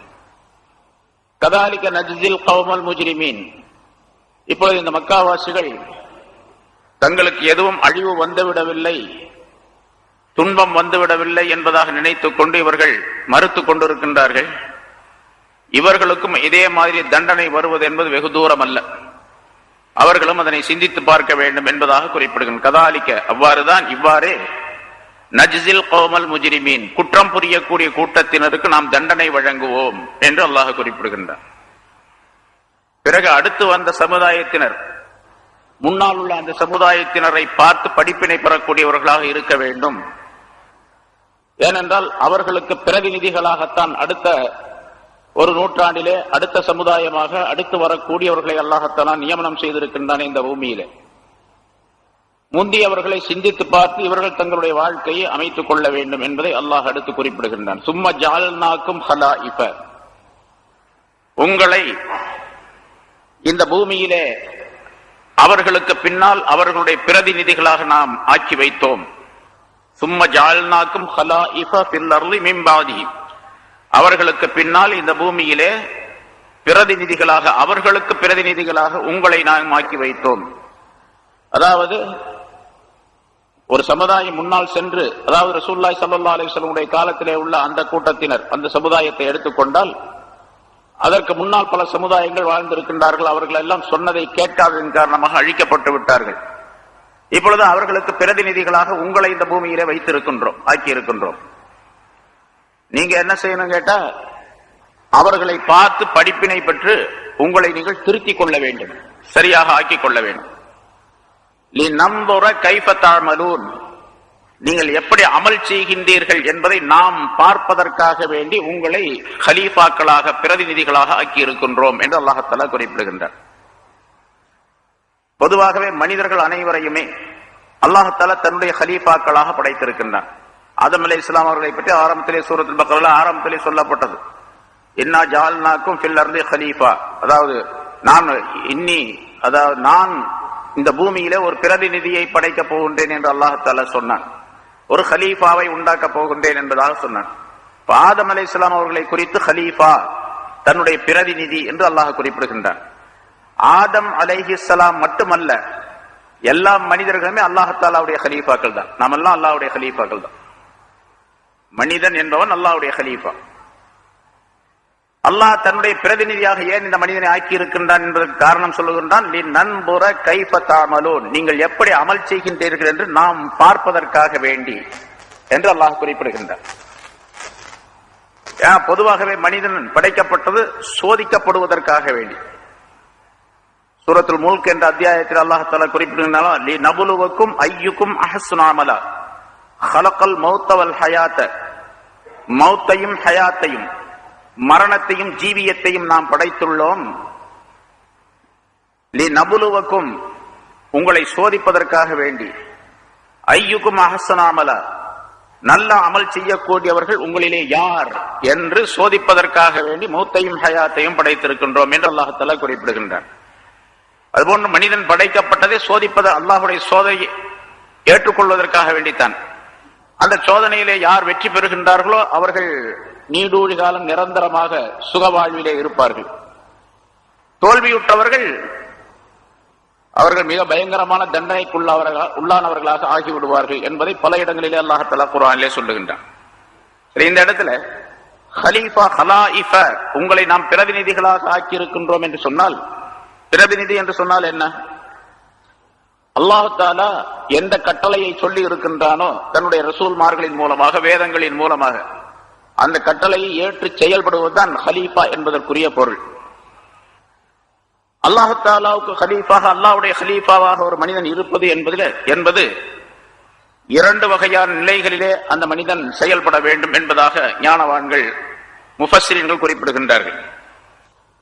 ஒன்று வெளித்தோற்றத்திலே பிரதிநிதியாக அமைந்திருப்பது, அதாவது அல்லாஹ் தஆலாவுடைய சட்ட திட்டங்கள் என்ன இருக்கின்றனவோ அந்த சட்ட திட்டங்களை தானும் கடைபிடித்து மற்றவர்களுக்கும் அதை சொல்லுவது என்பதிலே அதிகாரம் படைத்தவர்கள் சிலர் இருக்கின்றார்கள், அதிகாரம் இல்லாதவர்கள் சிலர் இருக்கின்றார்கள். உதாரணமாக ஒரு நாட்டிலே அரசன் இருந்தால், அது இஸ்லாமிய நாடாக இருந்தால், அந்த அரசாளக்கூடிய அந்த மனிதர், ஆட்சி செய்யக்கூடிய அந்த மனிதர்கள், அந்த அரசர்கள், அந்த குடிமக்கள் மீது அனைவரின் மீதும் அவர் உரிமை பெற்றவராக இருக்கின்றார். குடிமக்கள் அனைவரையும் சிறந்த மனிதர்களாக ஆக்க வேண்டும் என்பது அவருடைய பொறுப்பு. அவர் அல்லாஹ் தஆலாவுடைய பிரதிநிதியாக இருக்கின்றார். அந்த பிரதிநிதி இந்த மக்கள் அனைவருக்கும் நல்வழி காட்ட வேண்டும், நேர்வழியை சொல்ல வேண்டும், நேர்வழியில் வருவதற்காக வேலைகள், ஏற்பாடுகள் செய்ய வேண்டும், அவருடைய பொறுப்பு. இதே போன்ற அந்த ஹலீஃபாவாக இருக்கக்கூடியவர் இன்னொரு வகையிலே அவர் பிரதிநிதியாக ஆக்கப்படுகின்றார், அதாவது அதிகாரம் படைத்தவராக ஆக்கப்படுகின்றார். அது தன்னுடைய உடலின் மீதும் உள்ளத்தின் மீதும் அதிகாரம் பெற்றவராக அவர் ஆகின்றார். இது எல்லா மனிதர்களுக்கும் பொருந்தும். அந்த ஹலீஃபா மட்டுமல்ல, அந்த மனிதர் மட்டுமல்ல, அதிகாரம் படைத்தவர், ஆட்சியில் உள்ளவர் மட்டுமல்ல, ஆட்சியில் இல்லாத நம்மை போன்றவர்களும் கூட. இப்ப நாம் ஹலீஃபாவாக இருக்கின்றோம் எந்த வகையில என்று சொன்னால், நம்முடைய உடல் உறுப்புகள் எல்லாமே எப்படி ஒரு அரசருக்கு கீழே குடிமக்கள் இருக்கின்றார்களோ அதுபோன்று நம்முடைய அதிகாரத்திற்கு கீழே, ஆட்சிக்கு கீழே இருக்கக்கூடிய குடிமக்களாக திகழக்கூடியவை நம்முடைய உடல் உறுப்புகள். கைகள், கால்கள், கண்கள், நாக்கு, மூக்கு, இன்னும் பிற உறுப்புகள், வெளித்தோற்றமான உறுப்புகள் அனைத்தும் குடிமக்களாக கருதப்படுகின்றன. இந்த உறுப்புகளின் மீது ஆட்சி செய்யும் அதிகாரம் ஒரு மனிதனுக்கு கொடுக்கப்பட்டிருக்கின்றது. நான் இருக்கின்றேன் என்று சொன்னால் நான் ஒரு ஹலீஃபா, அதிகாரி. என்னுடைய கைகளுக்கு நான் அதிகாரி. இந்த கைகளை எதில் பயன்படுத்த வேண்டும் என்று ரப்பு கட்டளையிட்டு இருக்கின்றானோ அதில் பயன்படுத்த செய்ய வேண்டும். ஹலீஃபாவாகி என்னுடைய பொறுப்பு. எதில் பயன்படுத்தக் கூடாது என்று அல்லாஹ் கட்டளையிட்டு இருக்கின்றானோ அதிலே பயன்படுத்தாமல் இந்த கைகளை பாதுகாத்துக் கொள்ள வேண்டும்.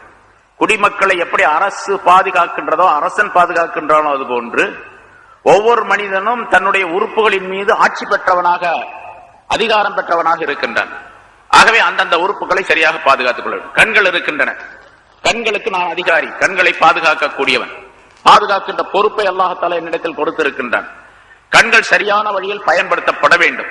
இந்த கண்களை ஹராமான நிலை இல்லாமல், பார்வை இல்லாமல், ஹலாலான முறையில் எதை பார்க்க வேண்டுமோ அதை மட்டும் பார்க்கக்கூடிய பொறுப்பை, அந்த நிலையை செய்ய வேண்டும், அந்த வேலையை செய்ய வேண்டும் என்று கண்களுக்கு நான் உத்தரவிட வேண்டும். அந்த கண்களை நான் பாதுகாத்துக் கொள்ள வேண்டும். இதே போன்று காதுகள், கால்கள், மற்ற எல்லா உறுப்புகளும், இது வெளித்தோற்றமான உறுப்புகள் மீது அதிகாரம் எனக்கு இருக்கின்றது. இதே போன்று இன்னொரு வகையான அதிகாரம், அது என்னுடைய உள்ளத்தின் மீதும், என்னுடைய அறிவின் மீதும், என்னுடைய நப்சின் மீதும், என்னுடைய ரூஹின் மீதும் உள்ள அதிகாரம். இதற்கும் நான் பொறுப்பாளியாக இருக்கின்றேன். முன்னால் பல தடவை சொல்லி இருக்கிறோம், மனிதனுடைய உடலுக்குள்ளே 4 விதமான ரத்தினங்கள், 4 விதமான அற்புதமான பொருள்களை அல்லாஹ் தஆலா அமைத்து வைத்திருக்கின்றான். ஒன்று ரூஹ் என்பது உயிர். அது இல்லாவிட்டால் மனிதனுடைய எந்த உறுப்பும் இயங்காது. உள்ளே இருக்கக்கூடிய உறுப்பானாலும் சரி, வெளியே இருக்கக்கூடிய எந்த உறுப்புகளும் இயங்காது. தெரியும், உயிர் போயிடும், ஆனா எல்லா உறுப்பும் இருக்கும். அந்த உறுப்புகளுக்கு எந்த விதமான செயல்பாடுகளும் இருக்காது. இப்ப உயிர் தான் எல்லா உறுப்புகளையும் இயக்கக்கூடிய ஒரு அற்புதமான பேரற்புதமான ஒரு பொருளாக அல்லாஹ் தஆலா அமைத்து தந்திருக்கின்ற. நிறைய சொல்லியிருக்க, ரூஹ பற்றி நிறைய விளக்கங்கள் சொல்லப்பட்டிருக்கு முன்னால். சரி, அப்ப அந்த ரூஹ், அதன் மீது எனக்கு அதிகாரம் இருக்க வேண்டும். என்ன அதிகாரம் இருக்க வேண்டும்? அந்த ரூஹை எப்படி அல்லாஹ் தஆலா என்னுடைய உடலுக்குள்ளே நுழைய வைத்தானோ அதே போன்று என்னுடைய உடலை விட்டு அந்த ரூஹு போகக்கூடிய நேரத்திலே அதே மாதிரி இருக்க வேண்டும். ரூஹை அழுக்காக்கி விடக்கூடாது, பழையதாக்கி விடக்கூடாது, ஒளி மங்கியதாக, இருள் உடையதாக ஆக்கிவிடக்கூடாது, தீமைகள் உடையதாக ஆக்கிவிடக்கூடாது. அல்லாஹ் தஆலா என்னுடைய உடலுக்குள்ளே ரூஹை செலுத்தும் போது எப்படி இருந்தது? ரொம்ப பரிசுத்தமாக இருந்தது. ஏன்னா ரூஹ் என்பது நூரானியத், ஒளிமயமான தன்மை உடையது. மனிதனுடைய உடலுக்குள்ளே அது வந்த பின்னாலே மனிதனுடைய உடல் உறுப்புகளின் மூலமாக செய்யப்படக்கூடிய தவறான பாவமான காரியங்களின் காரணமாக உள்ளே இருக்கக்கூடிய நூரானியத்தான் அந்த ரூஹ் அழுக்காகி விடுகிறது, அது கரைபடிந்து விடுகின்றது.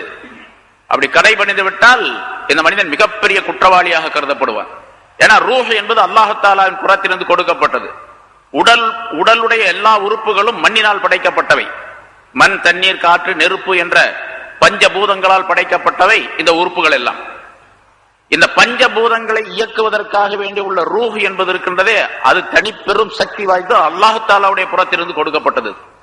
வநஃபக்து மிர் ரூஹி, என்னுடைய ரூஹில் இருந்து ஊதினேன் என்று அல்லாஹ் தஆலா சொல்லுகின்றார். மனிதனுக்கு கொடுக்கப்பட்ட ரூஹ் அல்லாஹ் தஆலாவுடைய நூரானியத்தான அந்த தன்மையை சார்ந்தது. ஆக நூரானியத்தான தன்மையை சேர்ந்த ரூஹை வைத்து மண், தண்ணீர், நெருப்பு, காற்று, ஆகாயம் என்று சொல்லப்படக்கூடிய பஞ்சபூதங்களால் அமைக்கப்பட்ட ஒரு கலவையான ஒரு பொருளை இயக்குவதற்காக வேண்டி அல்லாஹ் தஆலா ஏற்பாடு செய்து தந்து, இந்த தொகுப்பு இருக்கின்றதே, அதாவது நூரானியத்தான இந்த ரூஹும் மண், தண்ணீர், இந்த பஞ்சபூதங்களால் கலக்கப்பட்ட இந்த உருவம் எல்லாம் சேர்ந்ததுக்கு பேர் தான் ஹலீஃபா. இந்த ஹலீஃபா என்ன பண்ண வேண்டும் என்று சொன்னா அந்த ரூஹை மீது அதிகாரம் படைத்தவனாக இருக்க வேண்டும். அந்த ரூஹை பாழ்படுத்தி விடக்கூடாது, அதனுடைய நூறாரியத்தை மங்கச் செய்து விடக்கூடாது, அதனுடைய உயிரோட்டமான அந்த தன்மையை சீர்குலைத்து விடக்கூடாது, அது உயிரில்லாததாக ஆக்கிவிடக்கூடாது. உயிரை உயிராக இருக்க வேண்டும் என்று சொன்னால் அந்த உயிர் நூறாரியத்தான தன்மை உடையதாகவே இருக்க வேண்டும்.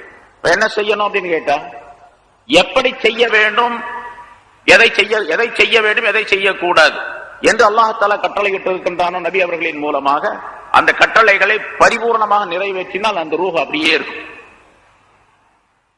இது இன்னொரு வகையில சொன்னா அமானிதம் அப்படின்னு சொல்லப்படும். அல்லாஹ் மனிதனுக்கு இந்த உடல்களையும் உடலுடைய உறுப்புகளையும் அதே மாதிரி உயிரையும் அமானிதமாக தந்திருக்கின்றான். அமானிதம் என்று சொன்னால் கொடுக்கப்பட்ட பொருளை திரும்ப அப்படியே ஒப்படைக்க வேண்டும் இல்லையா? இது உலக நியதிகளை நாம் பார்க்கின்றோம். இதே போன்றுதான் நாம் இந்த உலகத்திற்கு வரும் பொழுது இந்த உடல் உறுப்புகள் எப்படி இருந்தன, உயிர் எப்படி இருந்தது என்று நமக்கு தெரியும். இறக்கின்ற நேரத்தில் மரணம் அடைகின்ற நேரத்திலே இந்த உயிர் உடலை விட்டு போகின்ற நேரத்திலும் அதே மாதிரி இருக்கும், சுத்தமா இருக்கணும். சுத்தமாக இருக்க வேண்டும் என்பதற்காக பல வழிமுறைகள் சொல்லப்பட்டு இருக்கின்றன. இடையில இந்த உலகத்திலே நாம் வாழுகின்ற நேரத்திலே சில வேலைகளை செய்து தவறான காரியங்களை செய்து அழுக்காக்கி கொள்ளுகின்றோம், கரை படிந்ததாக ஆக்கிக் கொள்ளுகின்றோம். ஒளிமயமாக இருக்கக்கூடிய அந்த ரூஹை, இந்த உறுப்புகளை இருள்மயமாக ஆக்கிக் கொள்ளுகின்றோம். இப்பொழுது என்ன செய்ய வேண்டும்?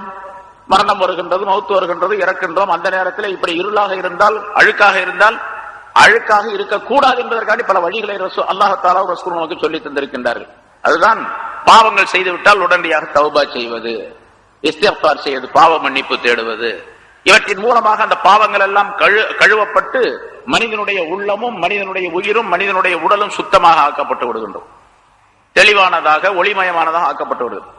கடைசி தருணத்திலே அந்த மனிதன் தன்னை இப்படி ஆக்கி கொண்டால் அந்த அமானிதத்தை சரியாக நிறைவேற்றியவனாக ஆக்கி விடுகின்றான். இப்பொழுது இந்த ஹலீஃபா என்ற இந்த மனிதன் தன்னுடைய உயிரை பக்குவப்படுத்தக்கூடிய நிலையிலே அந்த வேலைகளிலே மிகச் சரியாக செயல்பட வேண்டும். அதே போன்று தன்னுடைய அகல், அறிவை எதில் பயன்படுத்த வேண்டுமோ அதில் பயன்படுத்த வேண்டும். அதே மாதிரி தன்னுடைய நப்ஸ் என்று சொல்லப்படக்கூடிய ஒன்றை, அல்லாஹ் தஆலா நப்ஸ் என்று ஒன்று இருக்கின்றது என்று சொல்லுகின்றார். ரசூலுல்லாஹி ஸல்லல்லாஹு அலைஹி வஸல்லம் பல ஹதீஸ்களின் மூலமாக தெளிவுபடுத்துகின்றார்கள். இதையெல்லாம் நாம் கவனித்து அந்த நப்ஸை பக்குவப்படுத்த வேண்டும். எப்படி பக்குவப்படுத்த வேண்டும் என்ற விவரங்கள் எல்லாம் நிறைய சொல்லப்பட்டிருக்கு, முதல்ல நிறைய சொல்லியிருக்கிறோம். அதே மாதிரி மனிதனுக்குள்ளே கல்ப் என்று ஒன்று இருக்கின்றது, இதயம் அப்படின்னு சொல்லுவோம். இதயம் சொன்னா இந்த நெஞ்சினுடைய இடப்பக்கத்தில் இருக்கக்கூடிய ஒரு வாழைப்பூ வடிவத்தில் இருக்கக்கூடிய அந்த சதை துண்டு இருக்கின்றதே, அது அல்ல. அது அதற்குள்ளே இருக்கக்கூடிய கல்வை மானசீகமான அந்தரங்கமான மானவியத்தான அந்த கல்வை சுட்டிக்காட்டக்கூடிய ஒரு பொருளாக அல்லாஹ் தஆலா அதை அமைத்து தந்திருக்கின்றார். வெளித்தோட்டமாக இருக்கக்கூடிய அந்த வாழைப்பூ வடிவத்தில் இருக்கக்கூடிய அந்த கல்வி இருக்கின்றது, இதயம், அது மனிதனுடைய உடலுக்கு கட்டாயம் தேவை. மனிதன் உயிர் வாழ்வதற்கு கட்டாயம் தேவை. அது இல்லாமல் மனிதனுடைய ரத்த ஓட்டம் நடைபெறாது இல்லையா? மனிதனுடைய ரத்தம் என்பது மனிதனுடைய நாளங்களிலே, நரம்புகளிலே ஓடிக்கொண்டிருக்கின்றது. ஓடிக்கொண்டிருக்கக்கூடிய நரம்புகளிலே ஓடிக்கொண்டிருக்கக்கூடிய அந்த ரத்தம், இந்த இதயம் என்று சொல்லப்படக்கூடிய அந்த கேந்திரம், அதனுடைய மைய பொருள், அது இல்லாவிட்டால் இந்த ரத்தம் ஓடக்கூடிய நிலை ஏற்படாது. ஏனென்றால் ரத்தத்தை அப்படியே ஓட்ட முடியாது. நாம் சாப்பிட்ட உணவு ரத்தமாக மாறுகின்றது என்று சொன்னால், மாறுகின்ற ரத்தம் அப்படியே அந்த நாளங்களிலே ஓட்டப்படுவது கிடையாது. மாறாக அதை சுத்தம் செய்ய வேண்டும்.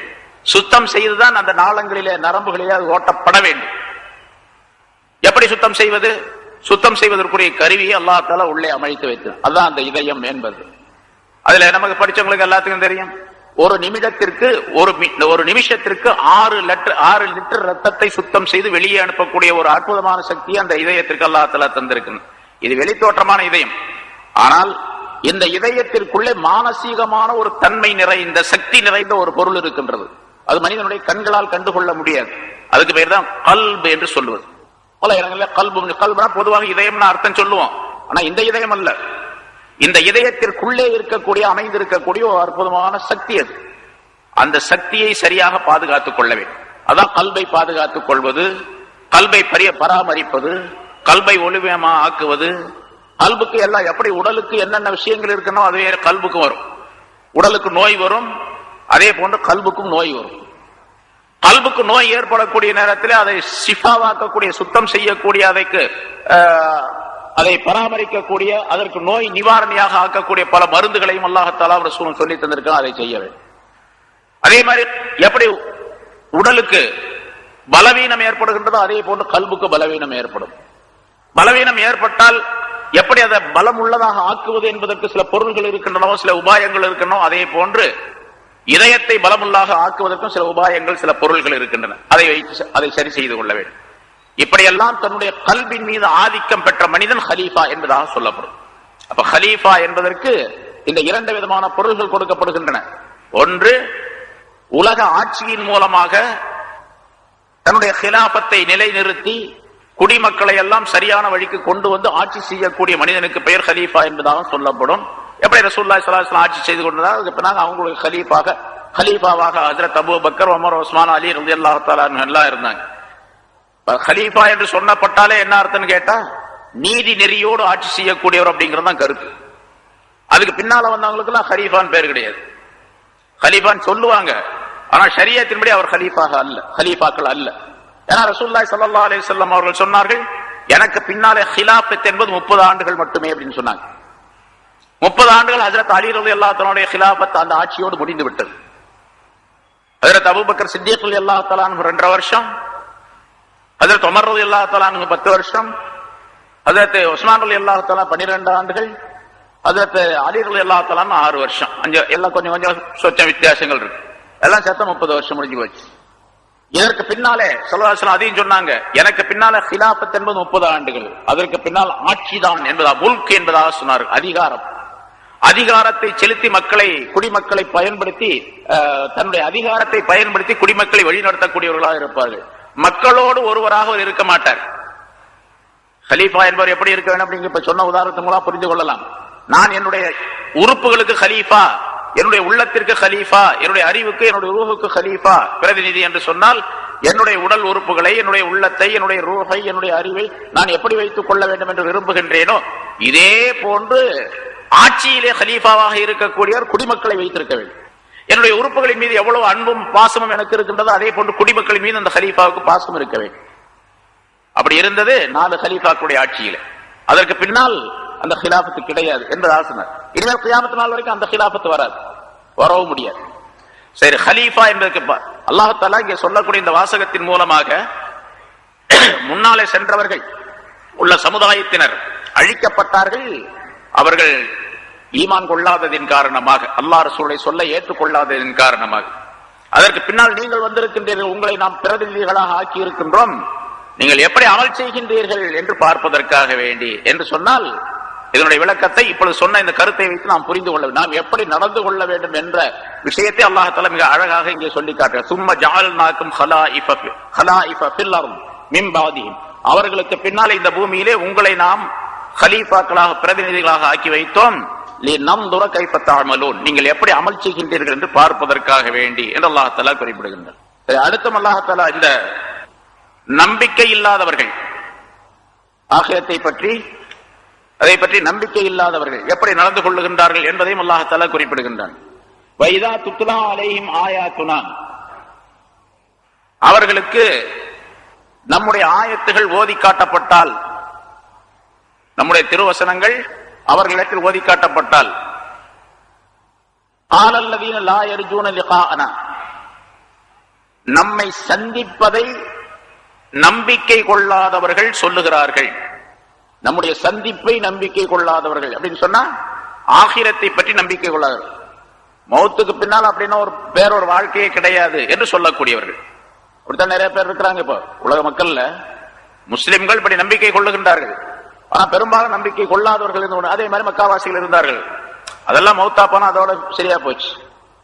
மண்ணோடு மண்ணாக மக்கி போன பின்னால் அப்புறம் திரும்ப உயிர் கொடுத்து எழுப்பப்படுவது, அப்புறம் கேள்வி கேட்பது, அது இது அப்படிங்கிறது கிடையாது என்பதாக சொன்னார். அந்த நம்பிக்கை இருந்தாவே இங்கே ஈமான் கொள்ளக்கூடிய நிலை தானாக ஏற்பட்டுவிடும். அது கிடையாது. அதான் காலல்லதீன லா யர்ஜூன லிகாஅனா, நம்மை சந்திப்பதை ஆதரவு வைக்காதவர்கள் என்று சொன்னால் கியாமத் நாளை பற்றி பயப்படாதவர்கள், எழுப்புவதை பற்றி பயப்படாதவர்கள், கேள்வி கணக்கு உண்டு என்பதை பயப்படாதவர்கள். அவர்கள் சொல்லுகின்றார்கள், நபியே உங்களை பார்த்து, அதாவது ரசூலுல்லாஹி ஸல்லல்லாஹு அலைஹி வஸல்லம் அவர்களை பார்த்து அவர்கள் சொல்லுகின்றார்கள், இஅதி பிகுர்பா குர்ஆனின் கைரி ஹாதா, இது அல்லாத வேறொரு குர்ஆனை கொண்டு வாருங்கள் பார்க்கலாம் அப்படின்னு சொல்றாங்க. நம்பிக்கை கொள்ளாதவர்கள் வைதா துத்லா அலைஹிம் ஆயாத்துனா பையினாத்தின், நம்முடைய திருவசனங்கள் மிக தெளிவாக இருக்கும் நிலைமையில் அவர்களுக்கு ஓதி காட்டப்பட்டால் ஆலல்லதீன லா யர்ஜூன லிகானா, நம்முடைய சந்திப்பை நம்பிக்கை கொள்ளாதவர்கள் சொல்லுகிறார்கள் ஏதி பி குர்ஆனின் கைரி ஹாதா, இது அல்லாத வேறொரு குர்ஆனை கொண்டு வாருங்கள், அவ பத்தில்ஹு, அவர் இதை மாற்றி கொண்டு வாருங்கள், இருக்கக்கூடிய விஷயத்தை கொஞ்சம் மாற்றி கொண்டு வாருங்க பார்க்கலாம், கொண்டு வாருங்கள் என்று சொல்லுகிறார்கள். கொல் நபியை நீங்க சொல்லிடுங்க, மா யகூனு லி அன் உபத்திலஹு மின் தில்காஇ நஃப்ஸி, என் புறத்திலிருந்து இதை மாற்றுவதற்குரிய அதிகாரம் எனக்கு கிடையாது என்று சொல்லுங்க. குர்ஆன் அல்லாஹ்வினால் இறக்கப்படக்கூடிய அருளப்படக்கூடியது, இதுல ஒரு எழுத்தை கூட மாற்றக்கூடிய அதிகாரம் எனக்கு கிடையாதுன்னு சொல்லிடுங்க என்று அல்லாஹ் தஆலா குறிப்பிடுகின்றான். இங்க ரெண்டு விஷயத்தை சொல்லுகின்றார்கள் அந்த மக்காவாசிகள். இஅதி பி குர்ஆனின் கைரி ஹாதா, இது அல்லாத வேறொரு குர்ஆனை கொண்டு வாரு. இந்த குர்ஆன் நான் நம்பல. ஏன் நம்பலன்னு கேட்டா, இது எங்க தெய்வங்கள்லாம் திட்டுது, இந்த குர்ஆன் தெய்வங்களை எல்லாம் இந்த குர்ஆன் திட்டுகின்றது, நாங்க வணங்கக்கூடிய வணக்கங்கள் எல்லாம் சரியில்லைன்னு சொல்லுது, நாங்க எதை நம்பிக்கை கொண்டிருக்கின்றோமோ அந்த நம்பிக்கை சரியில்லை என்று சொல்லுகின்றது. அதே மாதிரி நாங்கள் லாத் உஸ்ஸா மனாத் என்ற இந்த சிலைகளின் மூலமாக, இந்த தெய்வங்களின் மூலமாக பல கோரிக்கைகளை நாங்கள் வைக்கின்றோம், நீங்க செய்யக்கூடிய கோரிக்கைகள் எல்லாம் சரியில்லை அப்படின்னு இந்த குர்ஆன் சொல்லுது. அதனால இந்த குர்ஆனே எங்களுக்கு தேவையில்லைங்க, இந்த குர்ஆன் எடுத்துட்டு வேற குர்ஆன் கொண்டு வாங்க அப்படின்னு சொல்லு. நம்மள சில பேர் சொல்றாங்க, இந்த மாதிரி பயான் எல்லாம் வேற மாதிரி பயான் செய்யுங்க, நிறைய கூட்டம் வரும் அப்படின்னு சொல்றாங்க. அது மாதிரி வேற மாதிரி பயான் செஞ்சீங்கன்னா நிறைய கூட்டம் வரும் அப்படிங்க. வேற மாதிரி கொஞ்சம் அப்படி பாட்டு கேட்டு படிச்சு சில கதைகள்லாம் சொல்லி அப்படி மாதிரி, அதாவது இந்த நாடகங்கள்ல வருது பாருங்க, அந்த மாதிரி சில கதா காலாட்சேபம் செய்யறாங்க பாருங்க, அந்த மாதிரி சரி சில இசை கருவிகளை வச்சு பாட்டு படிச்சு அது மாதிரி அதே மாதிரி இப்பொழுது இருக்கக்கூடிய அமைப்புல ஒரு டிவி வீடியோ அது இதெல்லாம் வச்சுக்கிட்டு இப்படி செஞ்சீங்கன்னா நிறைய கூட்டம் உண்மையிலே வருவாங்க. நம்ம பயான் செய்யறோம், ஒரு டிவி செட் பண்ணி இங்க வெளியே நிறைய பாக்ஸுகள்லாம் வச்சு, அந்த டிவி பாக்ஸ் எல்லாம் வச்சு எல்லாரும் அங்கங்க உட்கார்ந்து பாருங்க, எல்லாம் இங்கே கூட்டமா இருக்க வேண்டிய அவசியம் இல்லை அப்படின்னு சொல்லிட்டு அங்கெல்லாம் வச்சோம் அப்படின்னு சொன்னா, அதே மாதிரி நம்ம ஸ்கூல்ல ஒரு 2 பாக்ஸ் வச்சுன்னு சொன்னா நிறைய பொம்பளைங்க எல்லாம் வருவாங்க, எல்லாம் வேடிக்கை பார்க்கறதுக்காண்டி வருவாங்க.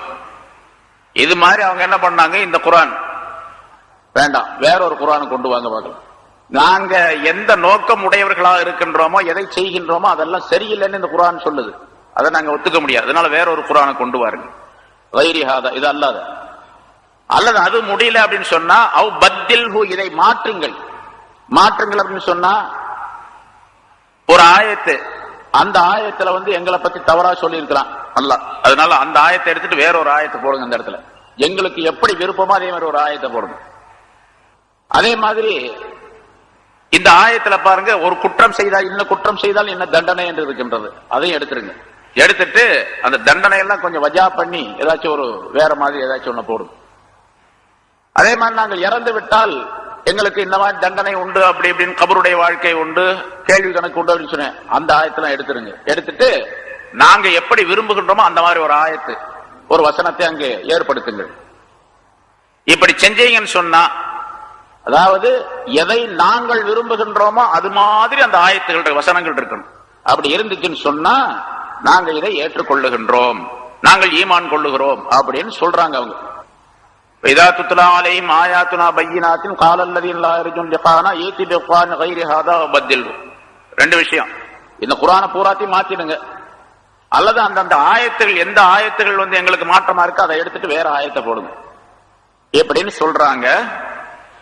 அதுக்கு அல்லாஹ் தஆலா பதில் சொல்றான், குல் மா யகூனு லீ அன் உபத்திலஹு மின் தில்காஇ நஃப்ஸி, அப்படின்னு மட்டும் சொல்லுங்க என்று அல்லாஹ் தஆலா சொல்றான். இதை நானாக என் புறத்திலிருந்து நான் மாற்ற முடியாது, ஏன்னா என்னுடைய எஜமானனாகிய ரப்பு அல்லாஹ் தஆலா எனக்கு இதை அருளுகின்றான், கொடுக்கின்றான், அதை அறிவிக்கின்றான். அவன் எப்படி நாடி இருக்கின்றானோ அப்படித்தான் அதை அருளுவான், கொடுப்பான், அதைத்தான் நான் சொல்ல முடியுமே தவிர அதை அல்லாத வேற எதை மாற்ற முடியாது. இப்ப இதுல இன்னொரு கருத்தையும் அவங்க சொல்றாங்க, சரிப்பா நீங்க என்ன கேட்கறீங்க அதை சொல்லுங்க அப்படின்னு சொல்லிட்டு அவங்க இஷ்டத்துக்கு ஒரு இதை மாத்தி கொடுத்தாங்கன்னு வச்சுங்க, அவங்க என்ன சொல்றாங்களோ அவங்க இஷ்டத்துக்கு அவங்களுடைய விருப்பத்திற்கு ஏதாவது ஒரு ஆயத்தை அந்த இடத்துல இருக்கிற ஆயத்தை எடுத்துட்டு ஒரே ஒரு இடத்துல வச்சுங்க, அவங்க இஷ்டத்துக்கு போட்டாங்கன்னு வச்சுங்க. ரசூலுல்லாஹி ஸல்லல்லாஹு அலைஹி வஸல்லம் செஞ்சாங்க, அல்லாஹ் தஆலாட்ட கேட்டாங்க, அல்லாஹ் தஆலா சரி இந்த ஆயத்தை எப்படி மாத்திரலாம் அப்படின்னு சொல்லிட்டு அல்லாஹ் தஆலா மாத்தி கொடுத்தான்னு வச்சுங்க. அப்ப நம்புவாங்களா? அப்பவும் ஈமான் கொள்ள மாட்டாங்க. அப்ப என்ன சொல்லுவாங்கன்னு கேட்டா, முஃபஸ்ஸிரீன்கள் விளக்கம் சொல்லுகின்றார்கள். அதாவது அப்ப நீங்க பாருங்க, உங்க இஷ்டத்துக்கு இப்ப 2வது தடவை மாத்திட்டீங்க. இப்ப முதல்ல உள்ளது அப்ப தப்புன்னு தெரியுது. முதல்ல உள்ளது தப்புன்னு சொன்னா இப்பொழுதும் தப்பு தான். ஏன் மாத்தினீங்க? அதனால நாங்க ஒத்துக்கொள்ள முடியாது அப்படின்னு. மாத்தினாலும் ஒத்துக்கொள்ள முடியாதுன்னு தான் சொல்லுவான். அதனால நீங்க என்ன பண்ணுங்க, இந்த மாத்திர பேச்சு, எடுக்கிற பேச்சு, குர்ஆன் வேற குர்ஆன் கொண்டு வர்ற பேச்சு எல்லாம் என்கிட்ட கிடையாது பாவா. அல்லாஹ் தஆலா சொன்னதை அப்படி சரி சொல்ல வேண்டிய வேலை தான் என்னுடையது. அதனால என் புறத்திலிருந்து மாற்றவே முடியாது அப்படின்னு சொல்லிடுது. மா யகூனு லீ அன் உபத்திலஹு, அதை மாற்றுவதற்குரிய அதிகாரம் எனக்கு கிடையாது. என் புறத்திலிருந்து மாற்றுவதா இருந்தா அல்லாஹ் தான் மாத்தணும். அல்லாஹ் மாத்துவானான்னு கேட்ட மாற்ற முடியாத குர்ஆனைத்தான் அல்லாஹ் தஆலா அருளி கொண்டிருக்கின்றான், சொல்லிக் கொண்டிருக்கின்றான். ஆகவே அல்லாஹ் புறத்திலிருந்து மாற்ற மாட்டான். நானும் மாற்ற முடியாது. அல்லாஹ் மாத்துவானா? அல்லாஹ் மாற்ற மாட்டான். ஏன்னா மாற்ற முடியாத, மாற்றம் பெற தேவையில்லாத ஒரு குர்ஆனைத்தான், சட்டத்தைத்தான் அல்லாஹ் தஆலா சொல்லிக் கொண்டிருக்கின்றானே தவிர அடிக்கடி மாற்றிக் கொண்டிருக்கக்கூடிய சார். ஆனால் எதை மாற்ற வேண்டும் என்று அல்லாஹ் விரும்புகின்றான் அதை அவன் தான் மாற்றணும். நான் மாற்ற முடியாது. மாற்ற வேண்டும் என்று விருப்பம் இருந்தால் அல்லாஹ் தான் மாற்ற வேண்டும். ஏன்னா அல்லாஹ் தஆலா முன்னால சூரத்துல் பக்ரா சொல்லப்பட்டது, மா நன்ஸஹ் மின் ஆயத்தின் அவ் நுன்ஸிஹா நஅதி பிகைரின் மின்ஹா அவ் மிஸ்லிஹா. நாம் ஏதாவது ஒரு ஆயத்தை மாற்றினால் அல்லாஹ் உமக்கு மறக்கடிக்க செய்தால், நீங்க அந்த சொன்ன ஆயத்தை மறந்து போச்சு, உங்களுக்கு மறக்கடிச்சு, நாங்க மறக்கடிச்சிட்டோம் அப்படின்னு இருந்தா நஅதி பிகைரின் மின்ஹா, அதை விட சிறந்ததை நாம் கொண்டு வருவோம். முதல்ல சொன்னதுக்கு மாற்றமா வேற ஒரு கருத்தை அல்லாஹ் தஆலா இன்னொரு ஆயத்துல சொல்லி இருப்பான். அந்த ஆயத்து மாற்றப்பட்டிருக்கும். நாசிக் மன்சூக் என்ற சட்டங்கள் எல்லாம் முன்னால சொல்லப்பட்டன. ஏன் முதல்ல அதை மாத்தனா அப்படின்னு கேட்டா, அதை விட சிறந்த ஒரு சட்டத்தை கொண்டு வருவதற்காக முன்னால் உள்ளதை மாத்தணும். இப்ப முன்னால் உள்ளதை ஏன் அப்படி சொன்னா, மனிதர்களுடைய லேசான ஒரு நிலைக்காக வேண்டி, மனிதர்கள் முதல்ல இதை அமல்படுத்தட்டும், அதற்கு பிறகு அதை மாற்றிக்கொள்வோம் என்பதாக சொன்னோம். எப்படி இந்த மது சம்பந்தப்பட்ட சட்டத்தில் சொல்லப்பட்டது அது போன்று ஒரே அடியாக அல்லாஹ் தஆலா உடனடியாக ஒரே நேரத்தில் அல்லாஹ் தஆலா மது அருந்துவது ஹராம் என்று சொல்லல. முதல்ல என்ன சொன்னா, மது குடிக்காதீர்கள் அப்படிங்கிறது. அதாவது மதுவிலே கேடு உண்டு, மதுவிலும் சூதாட்டத்திலும் சில தீமைகள் உண்டு, நன்மைகளும் உண்டு என்பதாக சொன்னான். ஆனா அதிகமான தீமைகள் உண்டு, கொஞ்சம் நன்மைகளும் உண்டு அப்படின்னு சொன்னான். அந்த நன்மை என்ன கேட்டா சம்பாதிக்கிறது, உலகத்தினுடைய நன்மைகள் அது உண்டுன்னு சொன்னான். அப்புறம் குடிச்சுக்கிட்டு இருந்தாங்க சில பேர். சரி, தீமை கொஞ்சம் தான் இருக்குது, நன்மை கொஞ்சம் இருக்குதா இல்லையா என்று நினைத்து அதை செய்து கொண்டிருந்தார்கள். 2வது நிலை என்ன ஏற்பட்டது என்று சொன்னால், அப்படி குடித்தவர்கள் தொழுகையிலே நின்று கொண்டு தொழுகையிலே ஆயத்துக்களை குர்ஆனை ஓதும் பொழுது தவறாக ஓதக்கூடிய சூழ்நிலை ஏற்பட்டது. போதையில தவறாக ஓதிட்டாங்க. அதனால அல்லாஹ் தஆலா போதையில் இருக்கும்போது நீங்கள் குடிக்காதீர்கள், அதாவது போதையில் இருக்கும்போது நீங்கள் தொழாதீர்கள் என்று சொன்னார். லா தக்ரபுஸ் ஸலாத்த வ அன்தும் சுகாரா, நீங்கள் போதையாளர்களா இருக்க நிலைமையில் தொழுகைக்கு வர வேண்டாம் அப்படின்னு சொன்னான் அல்லாஹ் தஆலா. குடிங்க, குடிக்கிறதா இருந்தா தொழுகைக்கு வெளியே, தொழுகைக்கு உள்ள வரும் பொழுது குடிக்கவே கூடாது, குடிச்சிருக்க கூடாது, அந்த போதை இருக்கக்கூடாது என்று அல்லாஹ் தஆலா சொன்னான். அப்புறம் கொஞ்ச நாள் கழிச்ச உடனடியாக ஒரு உத்தரவு போட்டான், யா அய்யுஹல்லதீன ஆமனு இன்னமல் ஹம்ரு வல் மைஸ்ரு வல் அன்ஸாபு வல் அஸ்லாம் ரிஜ்ஸும் மின் அமலி ஷைத்தான் ஃபஜ்தனிபூஹு, அதை விட்டுடுங்க, லஅல்லக்கும் துஃப்லிஹூன், நீங்கள் வெற்றி பெறுவதற்காக என்று அல்லாஹ் தஆலா சொன்னான். அப்ப படிப்படியாக அந்த சட்டத்தை அல்லாஹ் தஆலா அமல்படுத்தினான். ஏன்னா ஒரே அடியா செய்ய முடியாது. மது அருந்துவதிலேயே திளைத்திருக்கக்கூடிய அவர்களை ஒரே நேரத்தில் அதை செய்ய முடியாது என்பதும் அல்லாஹ் தஆலாவுடைய ஏற்பாடாகும். அதனால அல்லாஹ் தஆலா அதை கொஞ்சம் கொஞ்சமாக ஆக்குறான். ஆக ஒரு சட்டத்தை மாற்றி வேறொரு சட்டத்தை கொண்டு வருகின்றான் என்று சொன்னால் அதில் நன்மை இருக்கும். அந்த நன்மைக்காக வேண்டி அல்லாஹ் தஆலா செய்வான். அது அல்லாஹ் தஆலாவுடைய புறத்தில் உள்ளதை என்னால் செய்ய முடியாது, நான் மாற்ற முடியாது என்று சொல்லிவிடுங்கள் என்று அல்லாஹ் தஆலா. எனக்கு என்ன வேலை தெரியுமா, இன் அத்தபிஉ இல்லா மா யூஹா இலைய, எனக்கு எது அறிவிக்கப்படுகின்றதோ அந்த ஒன்றை தவிர வேற எதையும் நான் பின்பற்ற மாட்டேன். அல்லாஹ் தஆலா எதை சொல்றானா அது மட்டும்தான். அதற்கு மாற்றமா செஞ்சேன்னு சொன்னா நான் அல்லாஹ்வுடைய தண்டனை நான் பயப்படுகின்றேன் என்றும் சொல்லிவிடுங்கள். இன்னி அகாஃபு இன் அஸைது ரப்பி அஸாப யௌமின் அஸீம், என்னுடைய ரப்புக்கு நான் மாற்றம் செய்தால், என்னுடைய ரப்புடைய சட்டத்திற்கு நான் மாற்றம் செய்தால், மாறு செய்தால் மகத்தான ஒரு நாளுடைய வேதனையை நான் பயப்படுகின்றேன் என்றும் நபியை நீங்கள் சொல்லிடுங்க. ஒரு நாள், அந்த நாள்ல தண்டனை கொடுக்கப்படும், செய்த குற்றங்களுக்கு பயங்கரமான தண்டனை கிடைக்கும். நானும் அந்த தண்டனைக்கு உள்ளவனான ஆயிடுவேன். அதனால மாற்றக்கூடிய அதிகாரம் எனக்கு கிடையாது என்பதாக சொல்லிவிடும். யாரா இருந்தாலும் சரி, அல்லாஹ் தஆலாவுடைய சட்டங்களை மாற்றினால், மாற்ற வேண்டும் என்று சொன்னால் அல்லது நினைத்தால் கடுமையான தண்டனைக்குரியவர்களாக ஆவார்கள் என்பதையும் அல்லாஹ் தஆலா தெரியப்படுத்துகின்றான். சில பேர் சொல்றாங்களா இல்லையா, அம்மாவர்கள் கொஞ்சம் படிச்சவங்க, தீனுடைய விளக்கம் இல்லாதவர்கள், அல்லாஹுடைய பயம் இல்லாதவர்கள். இப்ப இருக்கக்கூடிய இந்த சட்டங்களை கொஞ்சம் பார்த்து சரி செஞ்சா தான் சரியா வரும். இந்த காலத்துல இந்த சட்டங்கள்லாம் சரியா வராது. இந்த காலத்துல இந்த சட்டங்களை கடைபிடிப்பது சிரமமான காரியம், அதனால மாற்றணும் அல்லது வேறு ஏதேனும் ஒரு வழி காட்ட வேண்டும். சில பேர் மாற்றணும் தைரியமா சொல்லிடுவாங்க, சில பேர் நினைப்பாங்க சொல்லுவாங்க, சொல்ல மாட்டாங்க. இது மாற்றமா இருந்துச்சுன்னா தான் நல்லா இருக்கும், மாற்றதுக்கு ஏதாச்சும் இந்த ஆலிம்கள்லாம் சேர்ந்து ஒரு வழி செய்யுங்க அப்படின்னு சொல்லுவாங்க. அவர்களுக்கு சொல்லப்பட்ட ஆயத்தை போன்றும் இது இருக்கின்றது. ரசூலுல்லாஹி ஸல்லல்லாஹு அலைஹி வஸல்லம் அவர்களை சொல்லுகின்றான். அதே போன்று குர்ஆனிலும் ஹதீஸிலும், குர்ஆனுடைய சட்டங்களிலும் ஹதீஸுடைய சட்டங்களிலும் மாற்றம் வேண்டும் என்று யாராவது சொன்னால் அல்லது நினைத்தால் அவர்களுக்கு கடுமையான தண்டனை உண்டு என்பதையும் இந்த ஆயத்தை தெளிவுபடுத்துகிறது. குல் லவ் ஷா அல்லாஹ் மா தலௌதுஹு அலைக்கும். இந்த ஆயத்துக்களை நான் உங்களுக்கு ஓதி காட்டுகின்றேனே, என்னுடைய விருப்பத்திற்கு நான் உங்களுக்கு சொல்லல. அல்லாஹ் தஆலா தன்னுடைய விருப்பத்திற்கு இறக்கி வைத்தான். அதே போன்று இறக்கி எனக்கு அல்லாஹ் தஆலா சொல்லி கொடுத்திருக்கின்றான். நான் எனக்கு கிடைத்த அந்த வகையை, அந்த செய்தியை உங்களுக்கு நான் ஓதி காட்ட வேண்டும் என்றும் அல்லாஹ் எனக்கு கட்டளையிட்டு இருக்கின்றான். வெறுமனே எனக்கு கொடுத்தது மட்டுமல்ல, உங்களுக்கு ஓதி காட்டணும் கட்டளையிட்டு இருக்கிறான். கட்டளை இட்டதின் காரணமாகத்தான் நான் ஓதி காட்டுகின்றேனே தவிர என்னுடைய விருப்பத்திற்கு நான் ஓதி காட்டல. என்னுடைய விருப்பத்திற்கு இந்த ஆயத்துகள் வரவும் இல்லை. இந்த ஆயத்துகளை, குர்ஆனுடைய இந்த ஆயத்துகளை என்னுடைய விருப்பத்திற்கு நீங்கள் சொல்லுவது மாதிரி மாற்றிக்கொள்ளவும் முடியாது. சரி, நான் ஓதி காட்டக்கூடிய இந்த ஆயத்துக்களை என்னுடைய விருப்பத்திற்கும் ஓதி காட்டவில்லை, என்னுடைய ரப்புடைய விருப்பத்திற்கு தான் நான் ஓதி காட்டுகிறேன். நபியை இன்னும் நீங்கள் சொல்லிவிடுங்கள், லவ் ஷா அல்லாஹு மா தலௌதுஹு அலைக்கும். அல்லாஹ் தஆலா நாடி இருந்தால் உங்களின் மீது இதை நான் ஓதி காட்டி இருக்க மாட்டேன். அப்படின்னா அல்லாஹ் தான் ஓதி காட்ட சொல்லி நாடினான், சொன்னான், அதனால் நான் ஓதி காட்டிக் கொண்டிருக்கிறேன். அல்லாஹ் நாடினால் நான் ஓதி காட்ட மாட்டேன் உங்களுக்கு அப்படின்னு சொன்னா என்ன அர்த்தம்? நீங்க சொல்றத போல வேறொரு குர்ஆன் வேணும் அல்லது இதை மாற்றணும் அப்படின்னு சொல்லி அல்லாஹ் தஆலாவுடைய விஷயத்துல நாட்டம் இருந்தால் நான் இதை சொல்லி இருக்க மாட்டேன். நீங்க எதை வேணும்னு சொல்றீங்களோ அதை சொல்லி இருப்பேன். அல்லாஹ் தஆலா அதை அருளி இருப்பான், அதை சொல்லி இருப்பேன். இதை நான் ஓதி காட்டி இருக்க மாட்டேன் என்பதை அல்லாஹ் தஆலா இங்கே குறிப்பிடுகின்றான். வலா அதுராக்கும் பிஹி லவ் ஷா அல்லாஹ் மா தலௌதுஹு அலைக்கும். அல்லாஹ் தஆலா நாடினால் உங்களின் மீது நான் இதனை ஓதி காட்டி இருக்க மாட்டேன், உங்களுக்கு இதனை நான் அறிவித்திருக்கவும் மாட்டேன். இந்த குர்ஆனை சட்டங்களை உங்களுக்கு சொல்லி அறிவித்திருக்கவும் மாட்டேன். வலா அதுராக்கும் பிஹி, இதை உங்களுக்கு அறிவித்திருக்கவும் மாட்டேன். சரி, இந்த குர்ஆன் நான் சொல்றது தப்பு, நான் சும்மா பொய் சொல்லுகின்றேன் அல்லது வேறு ஏதாவது என்னுடைய கருத்துக்கள் சிலவற்றை நான் திணித்து அதையும் சேர்த்து நான் சொல்லுகின்றேன் என அப்படி சொல்லிட்டு இருந்தாங்க. இது அல்லாஹ் வானத்திலிருந்து இறக்கியதல்ல, இவர் தன்னுடைய விருப்பத்திற்கு சொல்லுகின்றார். யார்ட்டோ இவர் போய் கேட்டுட்டு அதுல கொஞ்சம் சில வார்த்தைகள்லாம் சேர்த்துக்கிட்டே இவர் சொல்றார் அப்படின்லாம் சொல்லிட்டு இருந்தாங்க. ஏன்னா சில இவர் படிக்காதவர், எழுத தெரியாது, படிக்க தெரியாது அப்படிங்கறத எல்லாரும் ஒப்புக்கொண்டாங்க அந்த காலத்துல மக்காவாசிகள். ஆனா இவருக்கு யாரோ ஒருத்தர் சொல்லி கொடுக்கிறார் வெளியிருந்து, அவர் போய் கேட்டு சொல்ற, அல்லது இவர் இருக்கக்கூடிய இடத்திற்கு அவர் வருகின்றார்.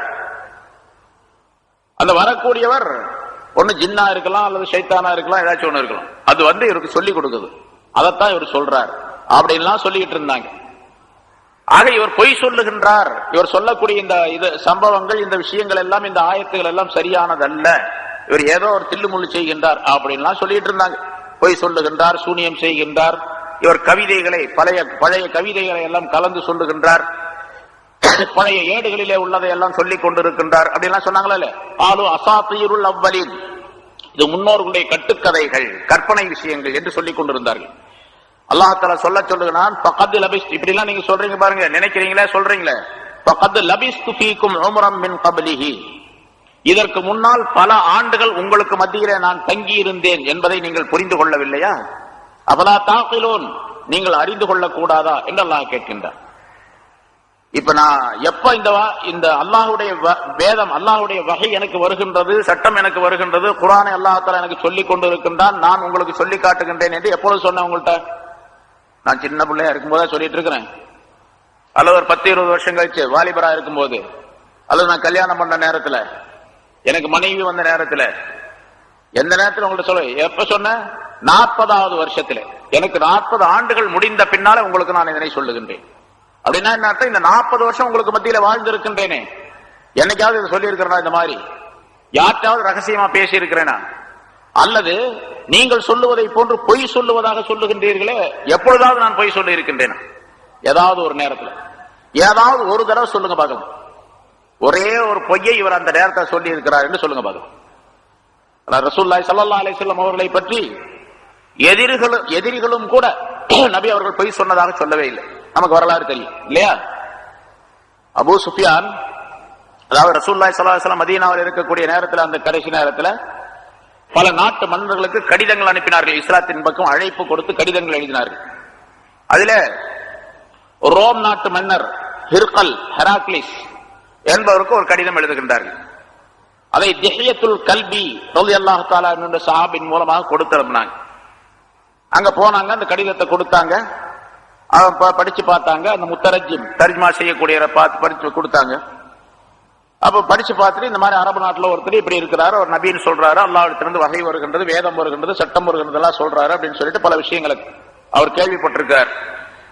சரி, அவர் சரியான மனிதரா அல்லது தவறான மனிதரா என்பதை தெரிந்து கொள்ள வேண்டும். பொய் சொல்றாரா இல்ல உண்மையிலேயே அவர் நபிதானா அப்படிங்கறதெல்லாம் தெரியும். ஏன்னா அந்த அரசர்கள் எல்லாம், பெரும்பாலும் கடிதங்கள் அனுப்பப்பட்ட அரசர்கள் எல்லாம் கிறிஸ்தவர்களாக இருந்தார்கள்.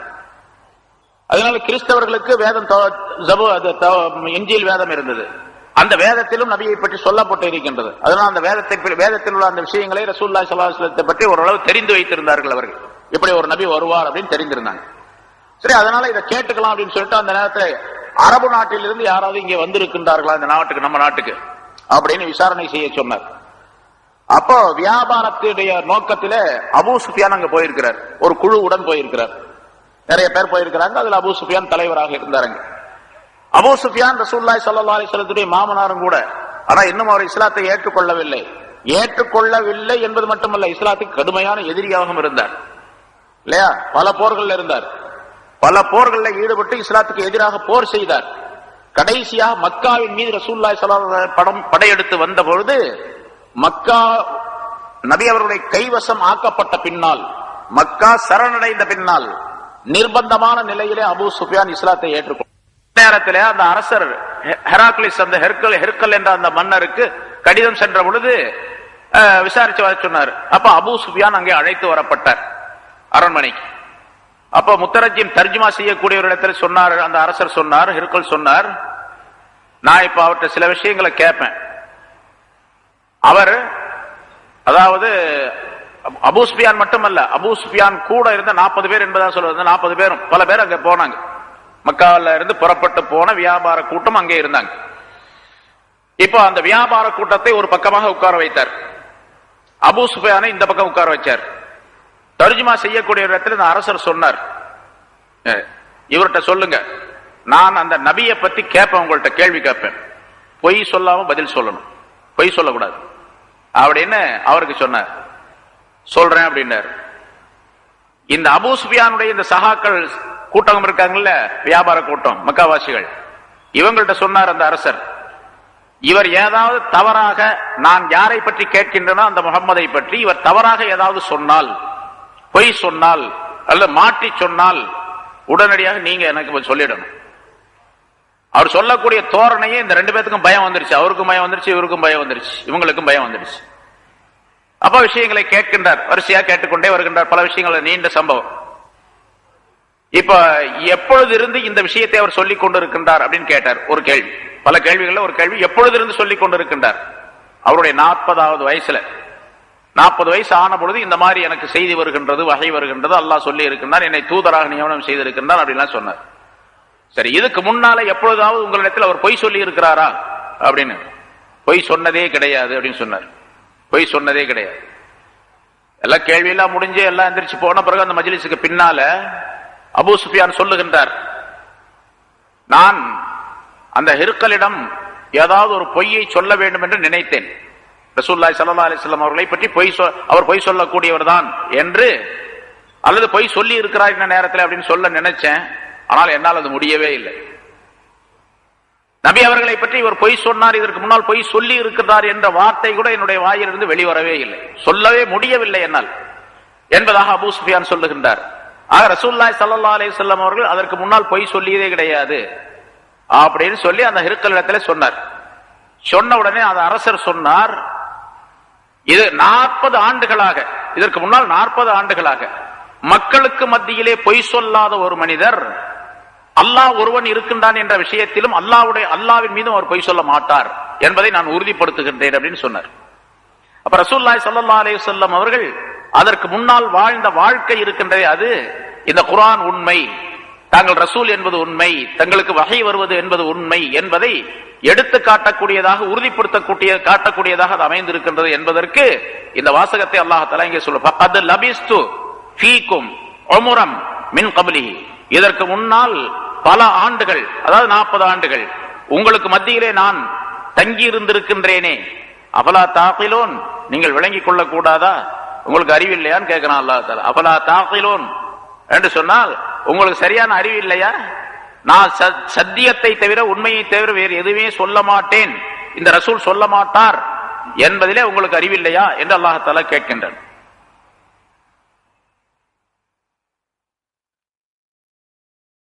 அடுத்து அல்லாஹ் தஆலா சொல்லுவது, அல்லாஹ் தஆலா ஒருவன் தான் வணக்கத்திற்குரியவன், அவன் அல்லாத வேறு பொருள்களையும் வணங்கலாம், அல்லாஹ்வை போன்று வேறொரு சக்தி இருக்கின்றது என்று ஒரு மனிதன் சொன்னால் அவனை விட மிகப்பெரிய குற்றவாளி யாருமே கிடையாது, மிகப்பெரிய அநியாயக்காரன் யாருமே கிடையாது. இது பல இடங்களில் முன்னாலே வந்திருக்கு. அதே கருத்தை இங்கேயும் அல்லாஹ் தஆலா சொல்லுவார். ஃபமன் அவ்லமு, எவன் மிகப்பெரிய அநியாயக்காரன், மிம்மன் இஃப்தரா அலல்லாஹி கதிபன், அல்லாஹ்வின் மீது பொய்யை கற்பனை செய்பவனை விட ரொம்ப பெரிய அநியாயக்காரன் யார்? அவ் கذب بآياته, அல்லாஹ் அவனுடைய ஆயத்துகளை, அவனுடைய வசனங்களை பொய்யாக்குகின்றானே, அந்த மனிதனை விட மிகப்பெரிய அநியாயக்காரன் யார்? யாரும் கிடையாது. யார் அப்படின்னு கேட்டாவே கேள்வி என்ன அர்த்தம்? அதுக்கு பதில் யாரும் கிடையாது. யாரும் கிடையாது, அவனை விட அநியாயக்காரன் யாரும் கிடையாது. அல்லாஹ்வின் மீது பொய்யுரைக்க கூடியவனை விட அநியாயக்காரன் யாரும் கிடையாது. அல்லாஹ்வுடைய ஆயத்துகளை பொய்யாக்கி வைக்கக்கூடியவனை விட அநியாயக்காரன் யாரும் கிடையாது. அதுதான் ரொம்ப பெரிய அநியாயம். அது பெத ஷிர்க் அப்படின்னு சொல்லுவது. அதனாலதான் இன்னல்லாஹ் லா யக்ஃபிரு அன் யுஷ்ரக பிஹி, அவருக்கு இணை வைக்கப்படுவதை அல்லாஹ் தஆலா மன்னிக்கவே மாட்டான், அதை தவிர மற்றதெல்லாம் மன்னிச்சிடும் என்று அல்லாஹ் தஆலா சொல்லுகின்றான். அவன் விரும்பினால் மற்றதையெல்லாம் மன்னித்து விடுவான், இணை வைப்பதை மட்டும் மன்னிக்க மாட்டான். இன்னஹு லா யுஃபில் முஜ்ரிமூன், இப்படி அல்லாஹ்வின் மீது பொய் சொல்லக்கூடியவர்கள், அல்லாஹ்வின் பொய் சொல்றதுன்னா என்ன அர்த்தம்? அல்லாஹ்வுக்கு இணை உண்டு, அல்லாஹ் மாதிரி அல்லாஹ்வுக்கு ஒரு கூட்டாளி உண்டு, அல்லாஹ்வுக்கு மனைவி உண்டு, மக்கள் உண்டு என்றெல்லாம் சொல்லுவது அவன் மீது பொய் சொல்லுவது அப்படின்னு அர்த்தம். அல்லது அல்லாஹ் தஆலா ஒரு ஆயத்துகளை இறக்கி வைக்கின்றான், வசனங்களை இறக்கி, இதை பொய்யாக்குவது. இன்னஹு லா யுஃப்லிஹுல், இவர்கள் எல்லாம் மிகப்பெரிய குற்றவாளிகள். இன்னஹு லா யுஃப்லிஹுல் முஜ்ரிமூன், அந்த குற்றவாளிகள் வெற்றி பெற மாட்டார்கள். வெற்றி பெற மாட்டார்கள் அப்படின்னு சொன்னா தண்டனைக்குள்ளவர்களாக ஆக்கப்படும், நரகவாசிகளாக ஆவார்கள் என்பதை அல்லாஹ் தஆலா குறிப்பிடுகின்றான். சரி, அல்லாஹ் மீது பொய்யுரைக்க கூடியவர்கள் அப்படின்னு சொன்னா இணை வைக்கக்கூடியவர்கள், ஷிர்க் செய்யக்கூடியவர்கள் என்பதாக ஒரு பொருள்.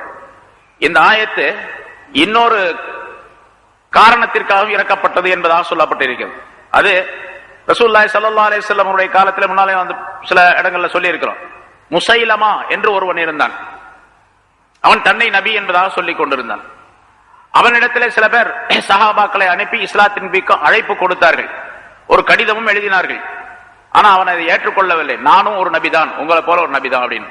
அவன் ரசூலுல்லாஹி ஸல்லல்லாஹு அலைஹி வஸல்லம் அவர்களுக்கு ஒரு கடிதம் எழுதினான். உங்களுக்கு எப்படி அல்லாஹ்விடமிருந்து வஹி வருகின்றதோ அதே போல எனக்கும் வஹி வருது. இந்த அரபு நாட்டை நம்ம 2 பேரும் பங்கு போட்டுக்குவோம், உங்களுக்கு அந்த பகுதியை வச்சுங்க, நான் இந்த பகுதியை வச்சுக்கிறேன் அப்படின்னு சொல்லி.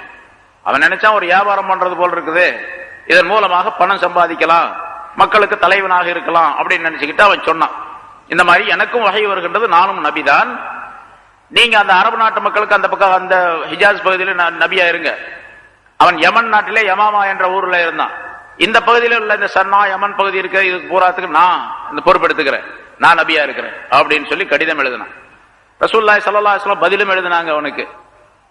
மின் முஹம்மதிர் ரசூலில்லாஹ், அல்லாஹ்வுடைய தூதர் ரசூல் முஹம்மது ஸல்லல்லாஹு அலைஹி வஸல்லம் அவர்களிடத்திலிருந்து முசைலமா அல் கذاب, பெரும் பொய்யனாக இருக்கக்கூடிய முசைலமாவுக்கு எழுதப்படுவது என்று சொல்லி எழுதி அதுல எழுதினாங்க கீழே, இந்த பூமி அல்லாஹ்வுக்கு சொந்தமானது, இந்த பூமி முழுவதும் அல்லாஹ்வுக்கு சொந்தமானது, அதை யாருக்கு கொடுக்க வேண்டும் என்று அவன் விரும்புகின்றானோ அவர்களுக்கு அதை உரிமையாக்குவான், அவர்களுக்கு அந்த ஆட்சியை தருவான். எனக்கும் உனக்கும் சொந்தமானதல்ல. அதே மாதிரி நுபுவத் என்பது அல்லாஹ் தஆலாவின் புறத்திலிருந்து கொடுக்கப்படுவது, அது உனக்கோ எனக்கோ சொந்தமானது. அவன் யாரை விரும்புகின்றானோ அவர்களை நபியாக ஆக்குவான் என்று சொல்லி முசைலமத்துல் கல்லாப் என்று ஒரு பட்டத்தையும் சேர்த்து அவனுக்கு கொடுத்தார்கள். பெரும் பொய் சொல்லக்கூடிய முசைலமா என்பதாக. அதனால வரலாற்றில் எங்க பார்த்தாலும் எந்த இடத்துல முசைலமா என்று பெயர் மட்டும் எழுத மாட்டாங்க, முசைலமத்துல் கல்லாப், பெரும் பொய் சொல்லக்கூடிய முசைலமா என்றுதான் சொல்லுவார். சரி, அவன் சம்பந்தமாக இந்த ஆயத்து இறக்கப்பட்டது என்பதால். ஏன்னு கேட்டா எனக்கும் அதே மாதிரி வகை வருகிறது. ஆரம்பத்தில் சூரத்துல் பக்ராவிலே அந்த விளக்க சொல்லி இருக்கிறோம். அப்படின்னு சொல்லிட்டு தனக்கு சில மக்களை சேர்த்து கொண்டு அவன் அந்த எப்படி குர்ஆனுடைய ஆயத்துகளை ரசூலுல்லாஹி ஸல்லல்லாஹு அலைஹி வஸல்லம் சொல்லி காட்டுறாங்களோ அதே போல சில ஆயத்துகளை சொல்லி காட்டினான், சில வசனங்களை சொல்லி காட்டினான். யார் கேட்டாங்களோ அவனுடைய சகாக்கள் அவங்களே அதை பார்த்து சிரிச்சாங்க, கேட்டு சிரிச்சாங்க. ஏன்னு கேட்டா இவன் சொல்லக்கூடிய இந்த வாசகத்திற்கும் நபி அவர்கள் சொல்லக்கூடிய அந்த வாசகத்திற்கு நிறைய வித்தியாசம் இருக்கின்றது. வானத்திற்கும் பூமிக்கும் உள்ள வித்தியாசம் இருக்கின்றது. அது மனிதனுடைய சொல்லே அல்ல அப்படின்னு சொல்லி எல்லாரும் ஒத்துக்கொண்டு இருக்கின்றார்கள். ஆனா இது சாதாரணமான ஒரு அற்பமான மனிதன் சொல்லக்கூடிய வாசகம் என்பதாக அவர்களே சொன்னார்கள். முன்னால் அதை பத்தி எல்லாரும் சொல்லி இருக்கிறோம். அதாவது ஒரு வசனம் வரும்பொழுது இந்த வசனம் வந்தது என்பதாக அவன் கேள்விப்படும் பொழுது அது மாதிரி தோரணையில ஒரு வாசகத்தை அவன் எழுதுவான். சூரத்துல் ஃபீல் வந்தது, அதாவது அலம் தர கைஃப பிஅஸ்ஹாபில் ஃபீல் அப்படின்னு சொல்லி அல்லாஹ் தஆலா அலம் தர கைஃப ரப்புக பிஅஸ்ஹாபில் ஃபீல் என்று அந்த ஆயத்து வந்தது. இவன் உடனே அதுக்கு தகுந்த மாதிரி ஒரு ஆயத்தை, ஒரு வசனத்தை எழுதினான். அங்க யானைன்னு வந்திருக்கு, யானை சம்பந்தப்பட்ட வந்திருக்கு. அதே மாதிரி இவனும் யானை அப்படிங்கிற பேரை வச்சு எழுதினான். ஏன்னா அரபு நாட்டுக்காரங்களுக்கு யானை அப்படிங்கறத அவங்க பார்த்ததே கிடையாது, யானைன்னா என்னன்னு தெரியாது. அதனால இவன் அதே மாதிரி அந்த யானையை வச்சு எழுதுனா அல் ஃபீல், யானை. வமா அத்ராக மல் ஃபீல், யானை என்றால் என்னவென்று தெரியுமா அப்படின்னு. அல் ஃபீல் மல் ஃபீல், யானை, யானை என்றால் என்னவென்று தெரியுமா? வமா அத்ராக மல் ஃபீல் லஹு குர்துமுன் தவீல், அதற்கு நீளமான துதிக்கை இருக்கும் அப்படின்னு எழுதுனான். இந்த வாசகத்தை எழுதி பார், அதே மாதிரி நானும் எழுதியிருக்கிறேன் அப்படின்னு சொன்னான். எனக்கு இதே மாதிரி வகை வருது, அல்லாஹ் சொன்னதுதான் இது அப்படின்னு சொன்னான்.